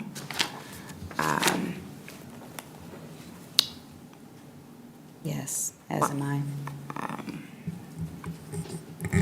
And that I hope that we can backfill with someone who had as much vigor and integrity that number 37 did in that position. Yeah. Does anyone else have anything for this One other report? question. Sure. Number 47, Mr. Oh, sorry. No, just the number. Oh. Okay. Okay, nobody know, but thank you, I'll know next time. And I think I know where you're going with this, Trustee Holloway. Is it relative to the additional compensation piece for that individual? Yes, So that is contractual per that person's current collective bargaining agreement. That is not something that the administration could negotiate. That is spelled out in their collective bargaining agreement. okay, I apologize, that wasn't it. The position, interim, We just so. had that conversation. Remember, that's the one that she asked, that she wanted to go the whole year. And then she said that it would hopefully fall off. Okay, I thought I heard that. Yes, Okay. yes, Okay. absolutely. Yeah. I know it's getting a little late, we're all getting a little loopy, so please, I completely understand. We'll keep bringing it back. We gonna keep reeling. Absolutely. I just want to know, how did everybody know this? But me, I'm not mentioning the name. I'm like, I don't getting remember late. that. I'm like, you remember? Okay, I apologize. I'm like, Romeo number 6. okay, I apologize. Okay. Does anybody else have anything for this report? By number, by number. Yes, no? Are we good? Okay, still have a lot thank of you items. all. We do have a lot of items, and I was gonna talk to you about that. Board Secretary, I don't even know where we at. Please call for the vote. Thank you, Board Secretary. Technically, we Opened it. We didn't. We didn't open and I approve. thought that's where we With the were. motion, so if Trustee Weatherall would just amend. To open and approve. I amend by opening and approving. Support. It's been properly moved and supported. Any more discussion? Hearing none. Board Secretary, please call for the vote. Trustee Weatherall. Yes. Myself, yes. Trustee Joyce. Yes. Trustee Johnson. Yes. Trustee Holloway. Yes. Trustee Bland. Yes. Trustee Belk. Yes. Excuse me. Unanimous. Motion carried. So Dr. Green, we have guests here that are external to the district. Are there, and I like to respect people's time. I knew this was gonna be a long one. It's the first one of the school year. But for things that require anyone outside of the district, trustees, would you mind if we moved them up? We have some reports about construction, and I see Plant Moran and Barton Mallow have been here patiently waiting if we needed their input. Is that okay to move them up? Okay. So thank you. 7E through 7K. Okay, so 7E through 7K, we will hear about at this moment, and then we'll come back around to 7A, if that is the wish of the board. Okay, I appreciate you. Awesome. 7E, Report 6212, is the Bussey Center Award recommendation for the chiller replacement. You briefly heard Mr. Dan Anderson mention that earlier today. That is an ESSER-funded project. Yes. For the mechanical equipment, and you will see a secondary, which is 7F, that is the actual labor to install, which is being paid for out of Head Start funds. So we've, as at the behest of the board, started separating those out so that you could see the differences. But those two are tied, and those have been approved and are grant funded. So if it's the wish of the board to move those to approval. Again, our board policy says that the superintendent shall apply for grants and that we shall move forward in that. But going back to the transparency piece and the communication piece, we want the community to know how we are spending those dollars. So those are those two reports. You may recall for the last several summers, we had temporary chillers installed there at Bussey. This will ensure that we have continuity of permanent air conditioning there with our little babies over the summer, as they do run a year-round program. Report 7G, which is 6214, those are the change orders for Adler. The Adler location on Fenmore, is that their proper address? Thank you, all my addresses are running together now, not that of Eisenhower, to ensure that we are able to get that additional work done that we mentioned, and those are going to be under bond dollars. So while we have them out of the school, the committee did decide to move forward with the additional work of doing the ceilings, the flooring, the bathrooms, the lighting, et cetera, so that we don't have to displace that staff or those students twice. Okay. And that's where the change order comes in? Yes. Okay. Did I miss anything? Is that not that change order? I've got a whole lot of change orders here, so.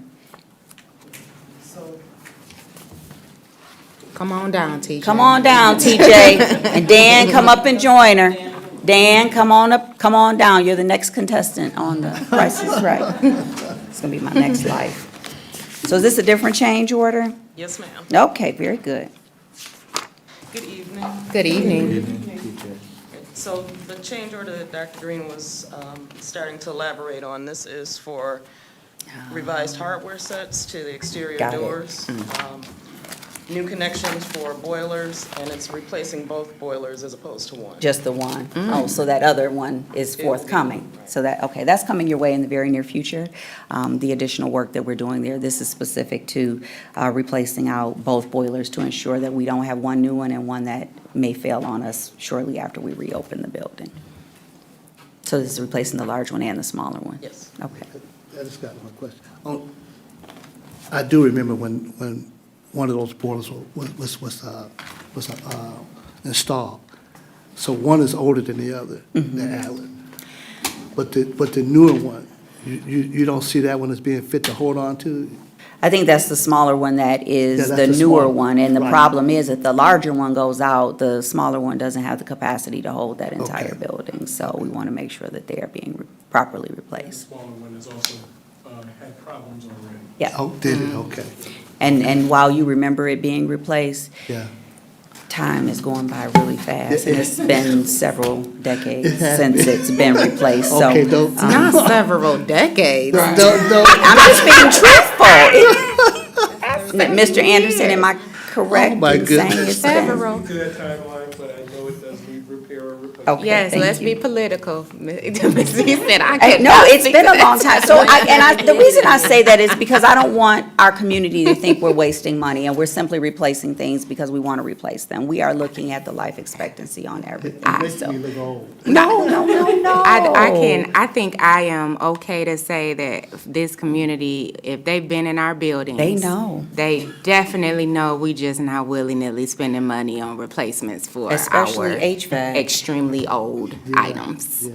But we appreciate you, Dr. Green. Yeah, we're just And being you are diligent. not old, you are seasoned. Big difference. Big Thank you so much. So we Experience. have, Yes, so that's the change order for those two Got pieces. it, okay. Okay, don't move because we have some more change orders and my So, issue is that we have a lot of for- conversations, so I just. For wanna make sure. those two change orders, what's the total?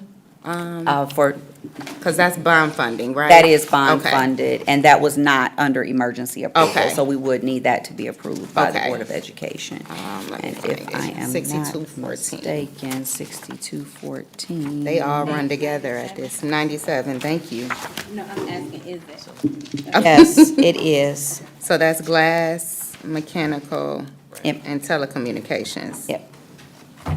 So it's $175,000. Okay, $266 to be exact. okay. Is there something else that you need to group to be Well, that's actionable? not, that's Adler. So all of the construction pieces, again, as you heard us mention, there's going to be another series Okay. coming before you at the next meeting, and the next Okay. meeting, and the next meeting for Got the it. next 10 years. So as we can move these items to action, as the trustees feel comfortable with doing so, it can continue the process of the Sure. work and not slow us down. So the Eisenhower Elementary renovations is next, and that is the roof Yeah. piece, of which I had individual conversations with several of you that were present on site, and then put it in the memorandum to all of you, and you did, you were so kind as to grant us approval to move forward with that, because that does become a safety and health issue. We don't leverage emergency orders unless it is a safety issue or a health issue, and there, during the open house, ironically, as we did our continued rounds, we noticed 3 additional areas that needed repair with the roof, so we are moving forward with that roof piece. But in accordance with our board policy, it states that even when we receive emergency approval, we bring that item to you at the next regularly scheduled board meeting, of which we're doing today. Board President. Yes, sir. So now, does that take care of the roof? The entire The entire roof would be roof of replaced. Eisenhower? Yes. Okay, awesome. They said the repair that is proposed for the roof Yes. will provide the district with a 15-year warranty. Okay, great, great. And we only have 10 years of swing space needed, so. That's right. And we will do Is that for preventative workmanship? Yeah, and we will do preventative Is that maintenance. for Preventative workmanship, Absolutely. or is this just for the material? That's You for said the- 15 that's- years? That's both, yeah. Oh, my It's goodness. comprehensive. Okay.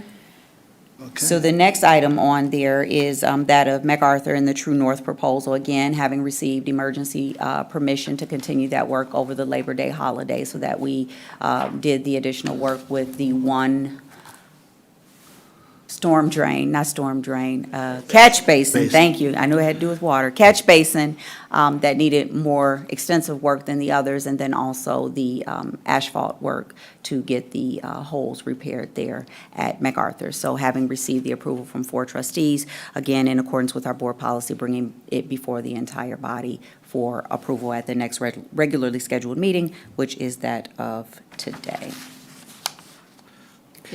And I actually spoke out of order because the Shana Roofing is 6217, and the one that is 6215 is the P&L piece, and I believe the P&L piece was the additional, That was the additional painting. So this was just a report back. This is a report back to you, so that was part of the $1.3 million of emergency funds you had already granted. So that's us reporting to you how we spent that money, and you have evidence of those photos in your packet, and you were able to see it in real time. And for those that have not had a chance to see it in real time, we welcome you to come to the building because it is truly beautiful. And I've heard from several members of that subdivision, they're happy to see children back in their community, so.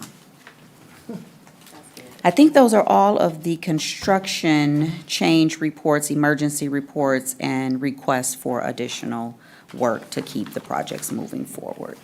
Did we talk about the bond program construction management award? No, we did not, because that's a separate award. That is the recommendation of Plant Moran Cressa and the administration to award Barton Mallow the contract to continue working with us on our bond work for the next decade. Okay, so we said E through K though. Yes. Okay. We did. Okay. I can't tell alphabet right now. E Okay. through J. Okay, E I'm a through little, J. little I'm loopy. with you. E Okay. through J, So we and need then to, we have, Your yes, ask that we make these actionable? if it is the pleasure of the board, yes. Trustees, is there a motion on the So floor? moved. Thank you. Support. Thank you, sir. Clarity. Yes, ma'am. EFGJ. EFGHIJ.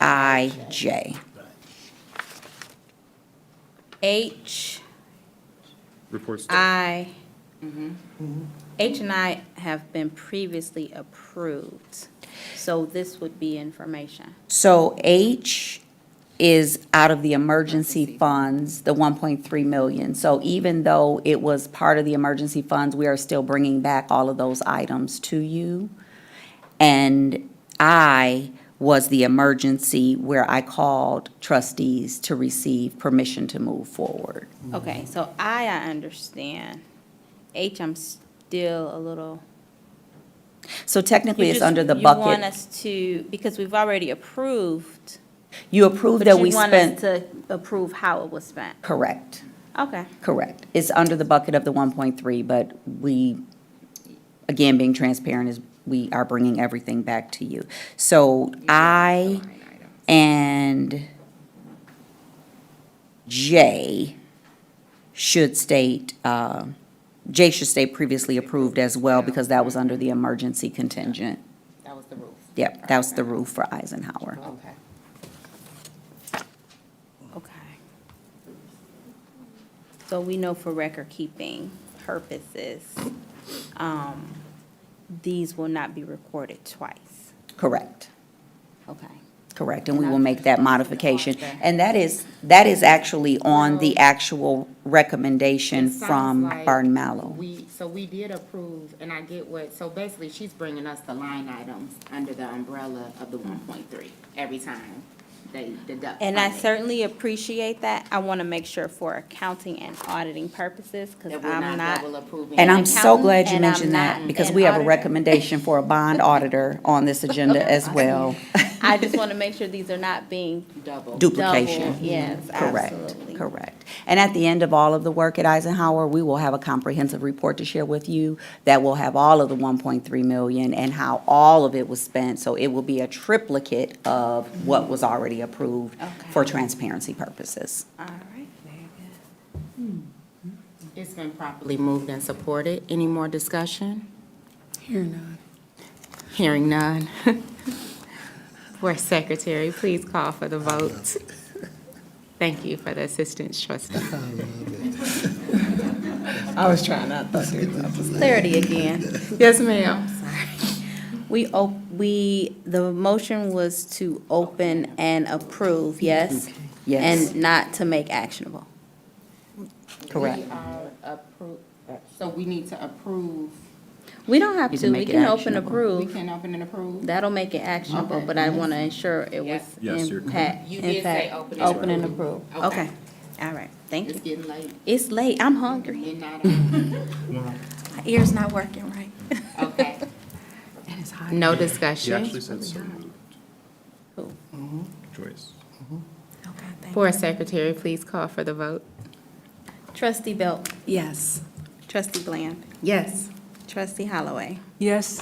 Trustee Johnson, Yes. Trustee Joyce, Yes. myself, yes. Trustee Ware Duval, Yes. unanimous. Motion carried. Thank you very much. Board President, while they're still standing here and Mr. Bukowski is also here, the next item, K, is that of the recommendation for the construction management team and the award to give Barton Mallow the opportunity to continue working with the district for the duration of the bond program.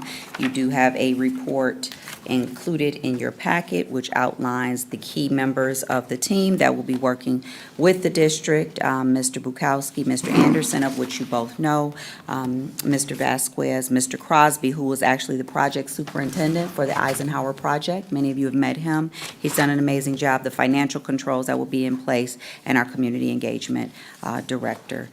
So all of that is included in your packet on pages 143.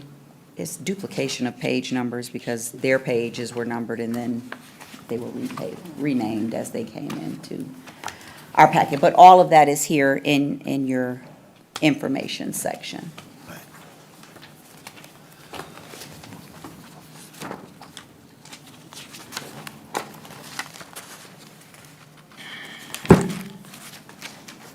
TJ, would you like to speak to the recommendation? I was going to say, in summary of it, so on behalf of the board, or at the request of the superintendent, Plant Moran Cressa entered into negotiations, continued negotiations with Barton Mallow. And the recommendation that we're bringing forward is because the fee, number one, is a fee that's reasonable for a bond project of this magnitude. Comes in within what we have as our historical data for a project of this type and size. You guys are currently engaged with Barton Mallow. They've also helped to write the bond program. They've exercised great performance on the Eisenhower project, which is another reason for the recommendation. Sorry. We've also looked at ways to holistically look at the bond program. And so as part of their proposal, it has also been proposed to take the bond program from a 10-year program to an 8-year program. So we can get it finished faster.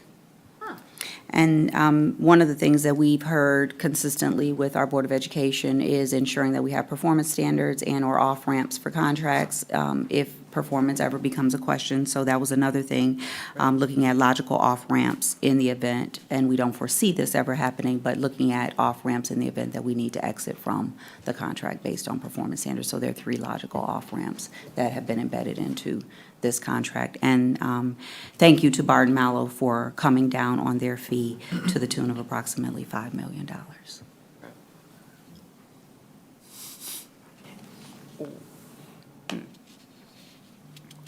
Yep. All right.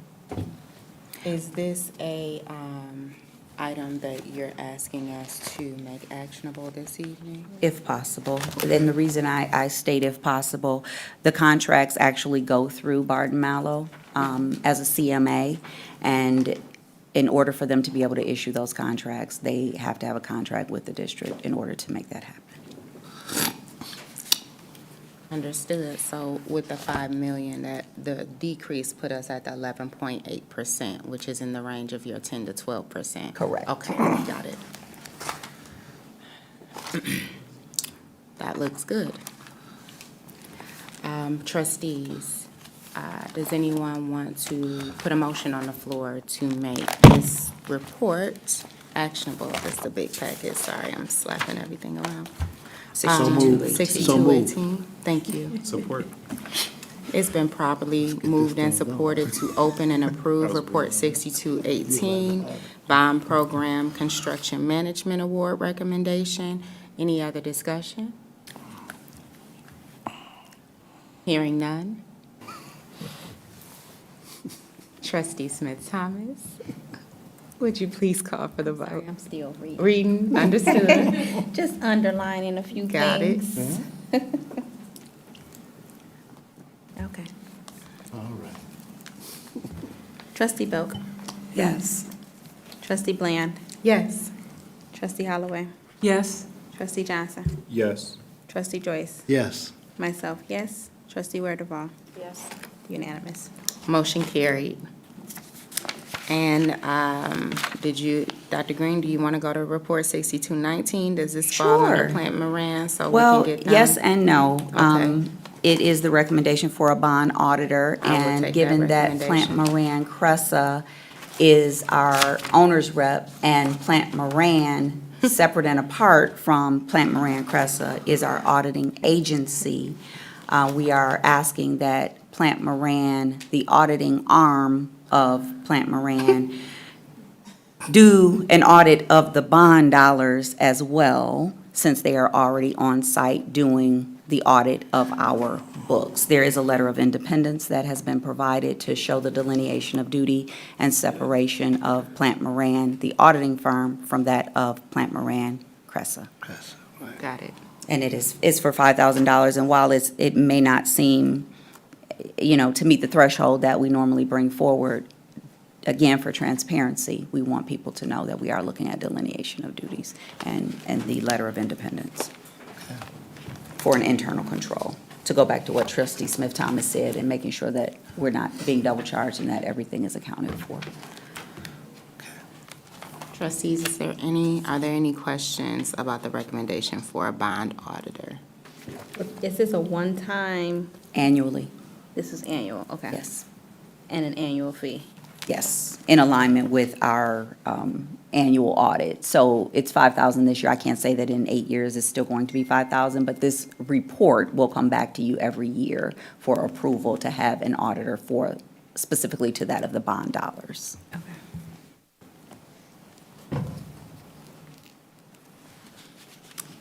Trustees, is there a motion to open and approve Report 6219, the recommendation for a bond auditor at $5,000 for this year, correct? So moved. Support. It's been properly moved and supported. Any discussion? Hearing none.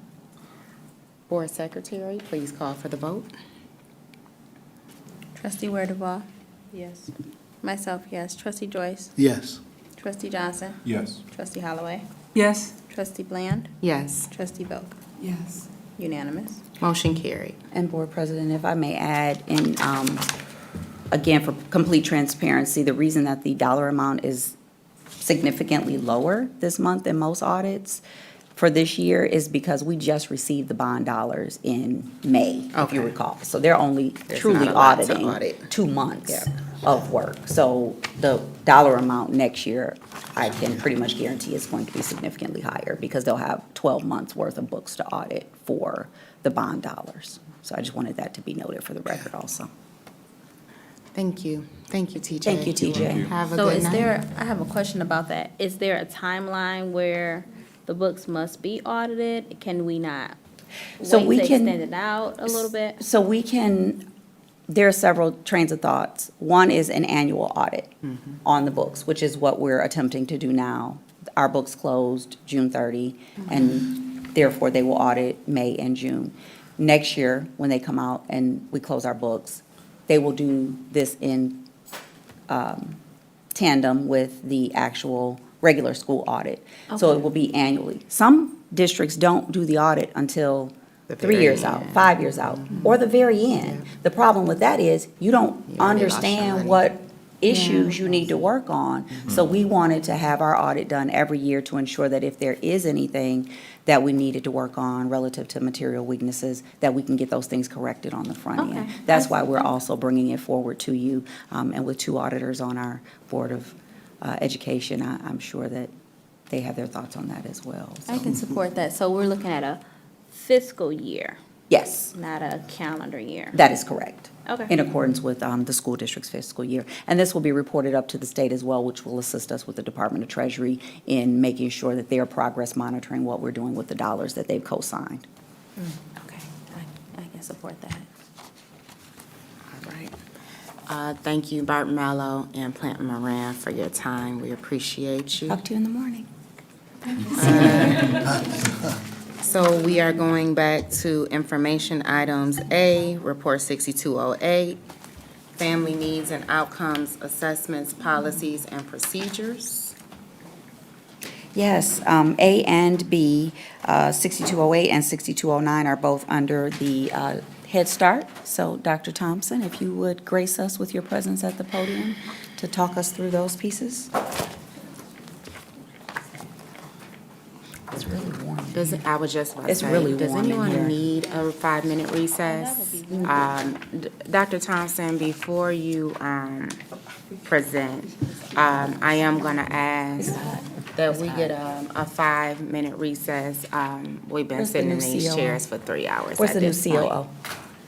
So we can get the air going. We don't have to. I mean, it's up to you guys. Okay. We can get some cold water and. Does anyone continue need through. cold water?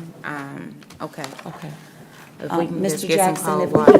Mr. Jackson, if we can get some cold water for the trustees so that we can continue through. Anybody Ms. need to Luddington, stand up? I get emails from you at 1, 2, 3 o'clock in the morning. Please go home. Okay. That's a directive. I mean, I get emails from you in the middle of the night. I want you to be well rested tomorrow. Please go home. Okay. And Thank text you, me Ms. upon your Luddington. arrival. Okay. I'm sorry. I mean, she emails me at 1, 2, 3 o'clock in the morning, so I want to make sure she's well rested. Thank you, Dr. Thompson. The floor is yours. None of that goes in the minutes. So, good evening. Yes, Superintendent, Board Chair, and trustees. So I'm coming before you, I'm asking, these are 2 informational items that I need approval on as well. So if you recall, in October of 2022, we had a focus area to review with the Office of Head Start. So there were a couple of things that we had to correct. And 2 of the things that we had to do was, we had they looked at our family needs and outcomes assessments. We had our procedures outlined, but we didn't have the policies that were acceptable to them. We did work with our grantee specialist. When she looked at the information that the reviewers had looked at, she said they seemed acceptable to her, but she worked with us in terms of developing and shoring up our policies and our procedures for family outcomes and assessments. So she wants, so for each of our families that comes in, we have to develop a family partnership agreement. And so those were some of the things that we looked at, making sure that we were doing those partnership agreements and actually were showing the outcomes that that families came up with. So if we had families that had needs, like for if they needed food, or if they needed housing and things like that, or if they expressed interest in going back to school, we needed to make sure that if that was, those were some of their goals, we needed to make sure that those outcomes were represented. So, but we had to really shore up our procedures and then develop a new policy for that. So so that's what that's presented. So that's the first piece with the family needs and outcomes assessments for the policies and procedures. And then the second one has to do with the policies and procedures for services to enroll pregnant women. So you know that we have an early Head Start program now. We have 2 classrooms. And so when we have pregnant mothers to come in, they actually can have a slot in our program. So we follow them during their pregnancy, make sure that they have prenatal care, they have a medical home, and then once they have the baby, we're supposed to do home visits and things like that. So make sure they have the adequate resources and their babies are getting the medical care they need after they're born, and then they're enrolled in our program as well. So there needs to be procedures that we follow as well as a policy in place. So those are the 2 things that they addressed during that focus, well, 2 of the things that they addressed during our that correct, focus area to review that they did in October. So we developed the policies and procedures. So that's the information, and we needed approval on those two policies and procedures. Trustees, Dr. Thompson has asked for us to open and approve Report 6209 and 6208. Is that correct? That's correct. Do we, Support. it's been properly moved and supported. Does anyone have any questions for Dr. Thompson? Hearing none. I do, real quick. Dr. Connie, for the pregnant women, are you seeing an increase in pregnant mothers coming into the, are you? Yeah, we had one pregnant mother, she came in after the review. Yeah, I So did. she's actually, she was enrolled in the program, and her baby's in the program now. And then we have two that are on our wait list. So, yeah. Yeah, So we probably knew, we're going up for, this is our 5th year of our grant. So we'll be writing, well, I'll be writing a new grant Yeah, yeah. in April. So we're hoping to get another early Head Start program, maybe do a conversion. So have another early program, because we have so many babies coming in, and we have a lot of pregnant mothers as well. If our community needs assessment, if the data supports that. So, And so I just want to say, every time I go to Bussy, I have to go to Dino. I have to go to the Dino room baby time. where there's the babies in there. I mean, it's addictive. When you go in, I have to go in and see the babies, and then when I leave, I have to go back to see the babies before I leave out. It is so awesome to see those babies in the arms, and yeah, so it's a great program, and I just want to know, so thank you. Thank you. Trustees, is there any more discussion or any questions for Dr. Thompson? Hearing none. Board Secretary, please call for the vote. Trustee Holloway. Yes. Trustee Joyce. Yes. Trustee Johnson. Yes. Trustee Belk. Yes. Trustee Werdeval. Yes. Trustee Bland. Yes. Myself, yes. Unanimous. Thank you. Motion carried. Thank you, Dr. Thompson. Thank you. Okay. We have, this one. Report 6210, Okay. the elevator. So, elevators, Y'all know this is a touchy one for me. it is indeed, and that was the air that was just. I heard on. it. So, when I stepped out, we went to find the breaker panel. Thank you, COO. Already working, already working. And he too can speak to the elevator piece. So at the first or second day of school, I received a call from one of our building level leaders stating that the state decided to come out and inspect our elevators, and they red tagged many of our elevators and shut them down.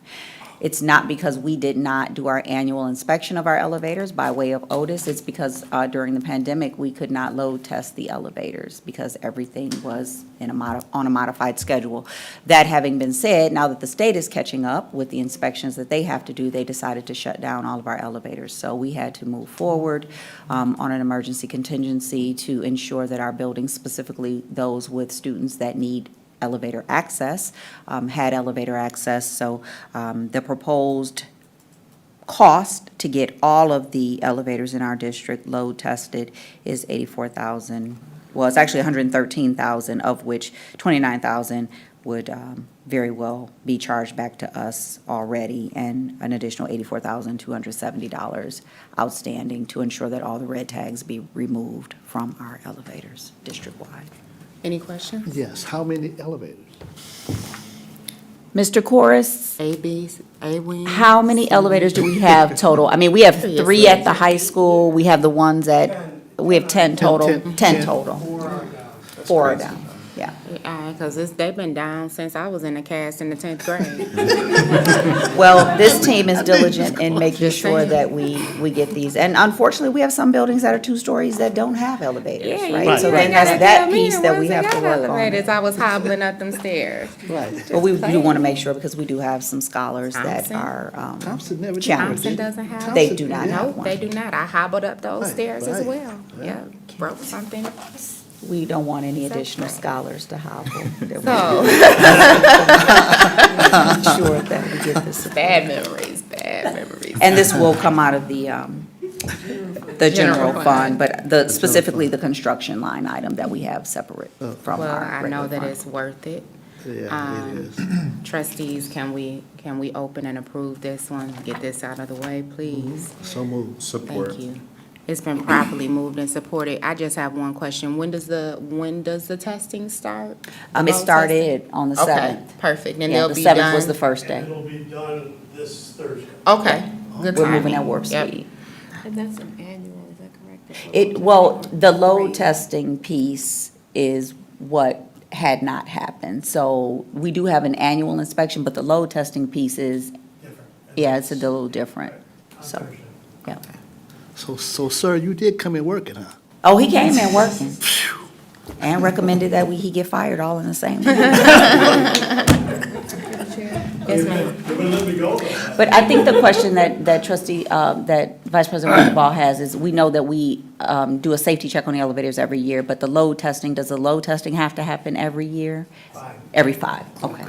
And is there a maintenance agreement? Do we have? With Otis. Mhm.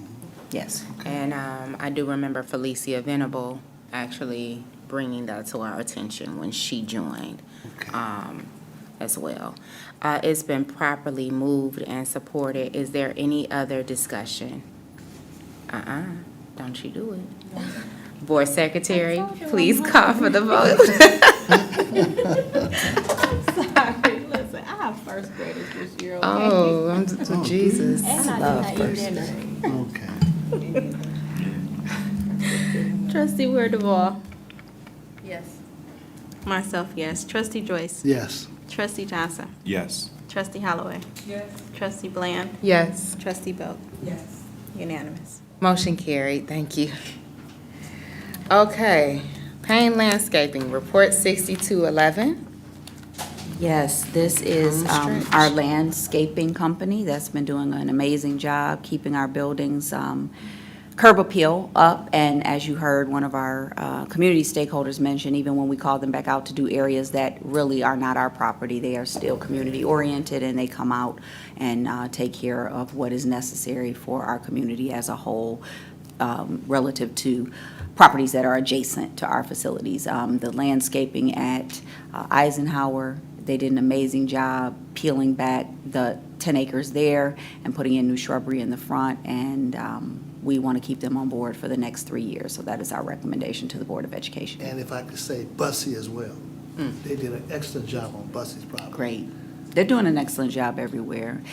We have some trees that we didn't know were trees until they shaped them up and trimmed them back. So Thought it was we did. And they were the ones that cleaned out the courtyards at many of the schools also. So they're working feverishly, and they do a great job with the snow removal in the winters as well. I think this is their 2nd year here with the district, so we're recommending a 3-year extension. Sounds good. They are also Trustees? local and minority owned, which I know are two They items are. that the board is interested in keeping Mr. track Payne of. is a staple in this city. Yes, he is. So it's good to know that we are supporting. Trustees, is there a motion to open and approve? So moved. Wonderful. It's been properly moved and supported. Is there any other discussion? Hearing none. Board Secretary, please call for the vote. Trustee Belk. Yes. Trustee Bland. Yes. Trustee Holloway. Yes. Trustee Johnson. Yes.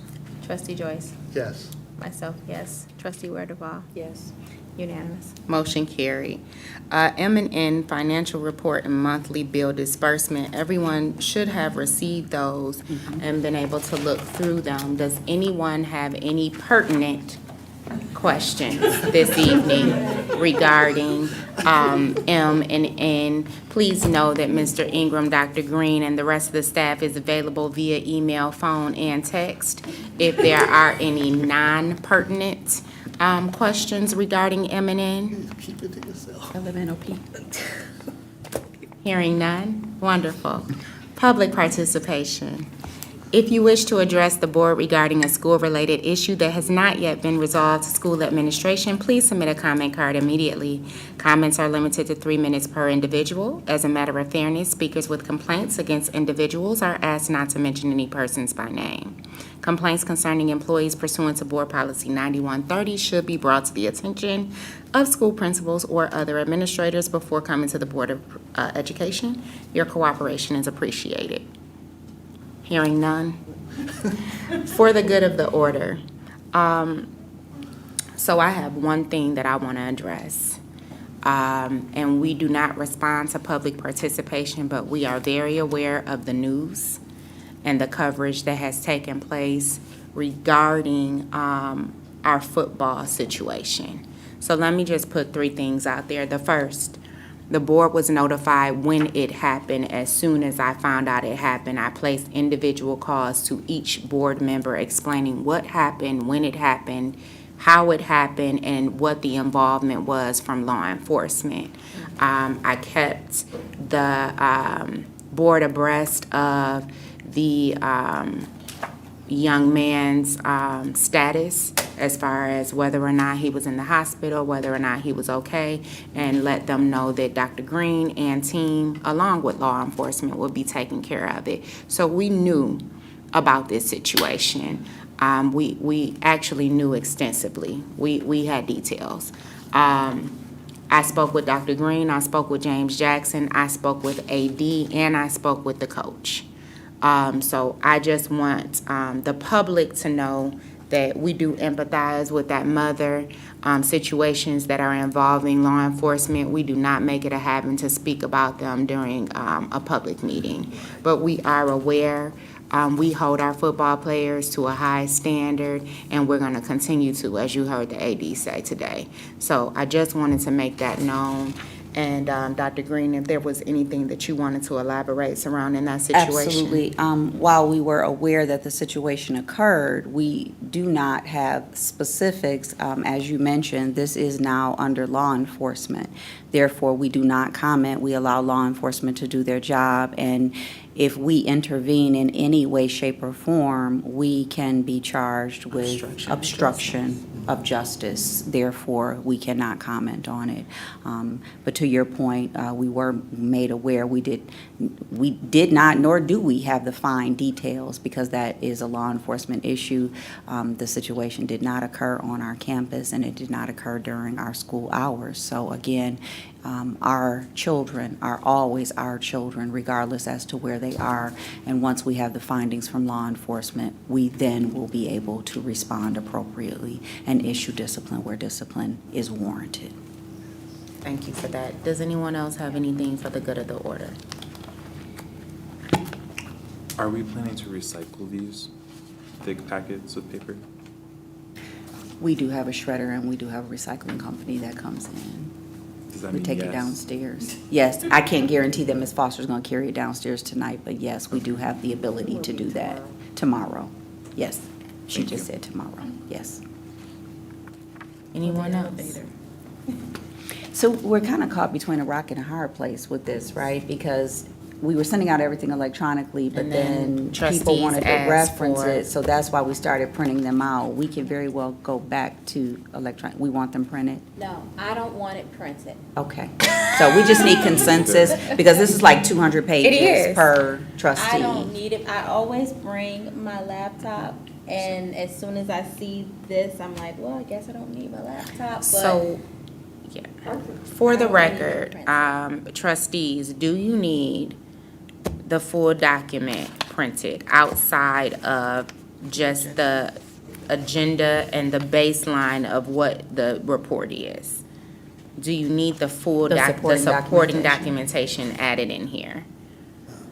Okay. You mean like those I mean like the extra 200 pages. Presentation Mhm. from AD. So you have your agenda, which is normally like 17 pages, and then you have supporting documentation. So Ms. Foster printed the supporting documentation for us today. That's why it looks like this.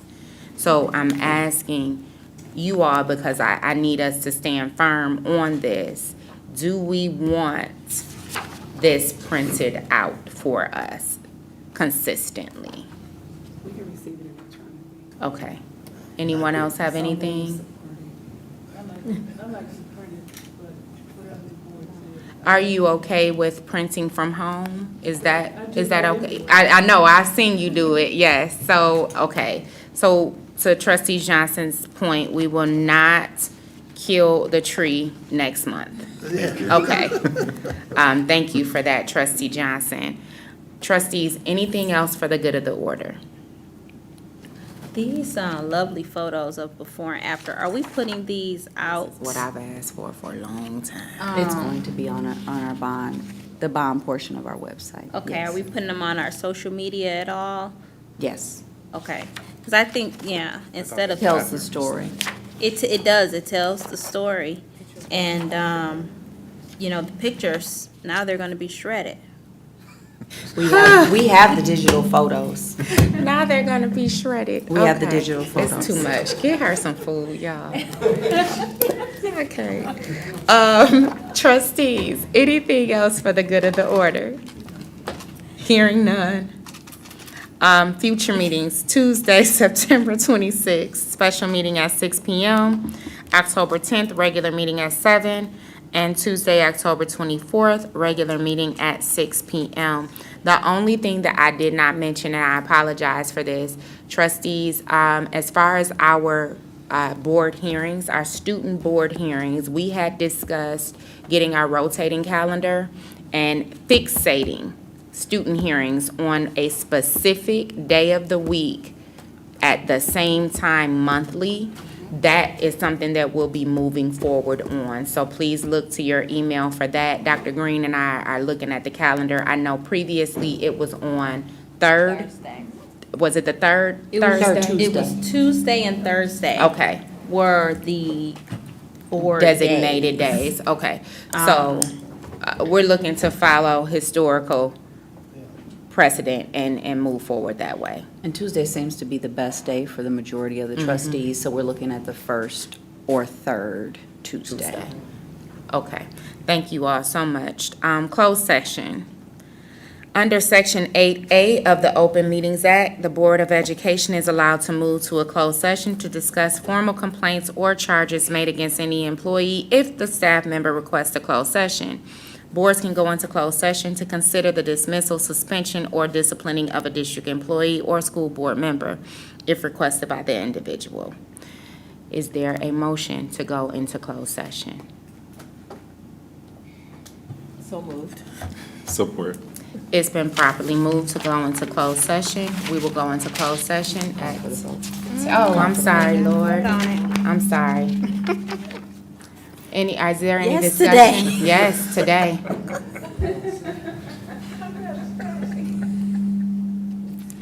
I packed last night. Is there any discussion?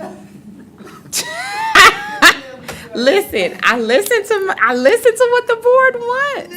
Now, wait a minute. Keep going. Okay. Is there any discussion? Y'all sure? Board Secretary, please call for the vote. Trustee Weirdaval. Yes. Myself, yes. Trustee Joyce. Yes. Trustee Johnson. Yes. Trustee Holloway. Yes. Trustee Bland. Yes. Trustee Belk. Yes.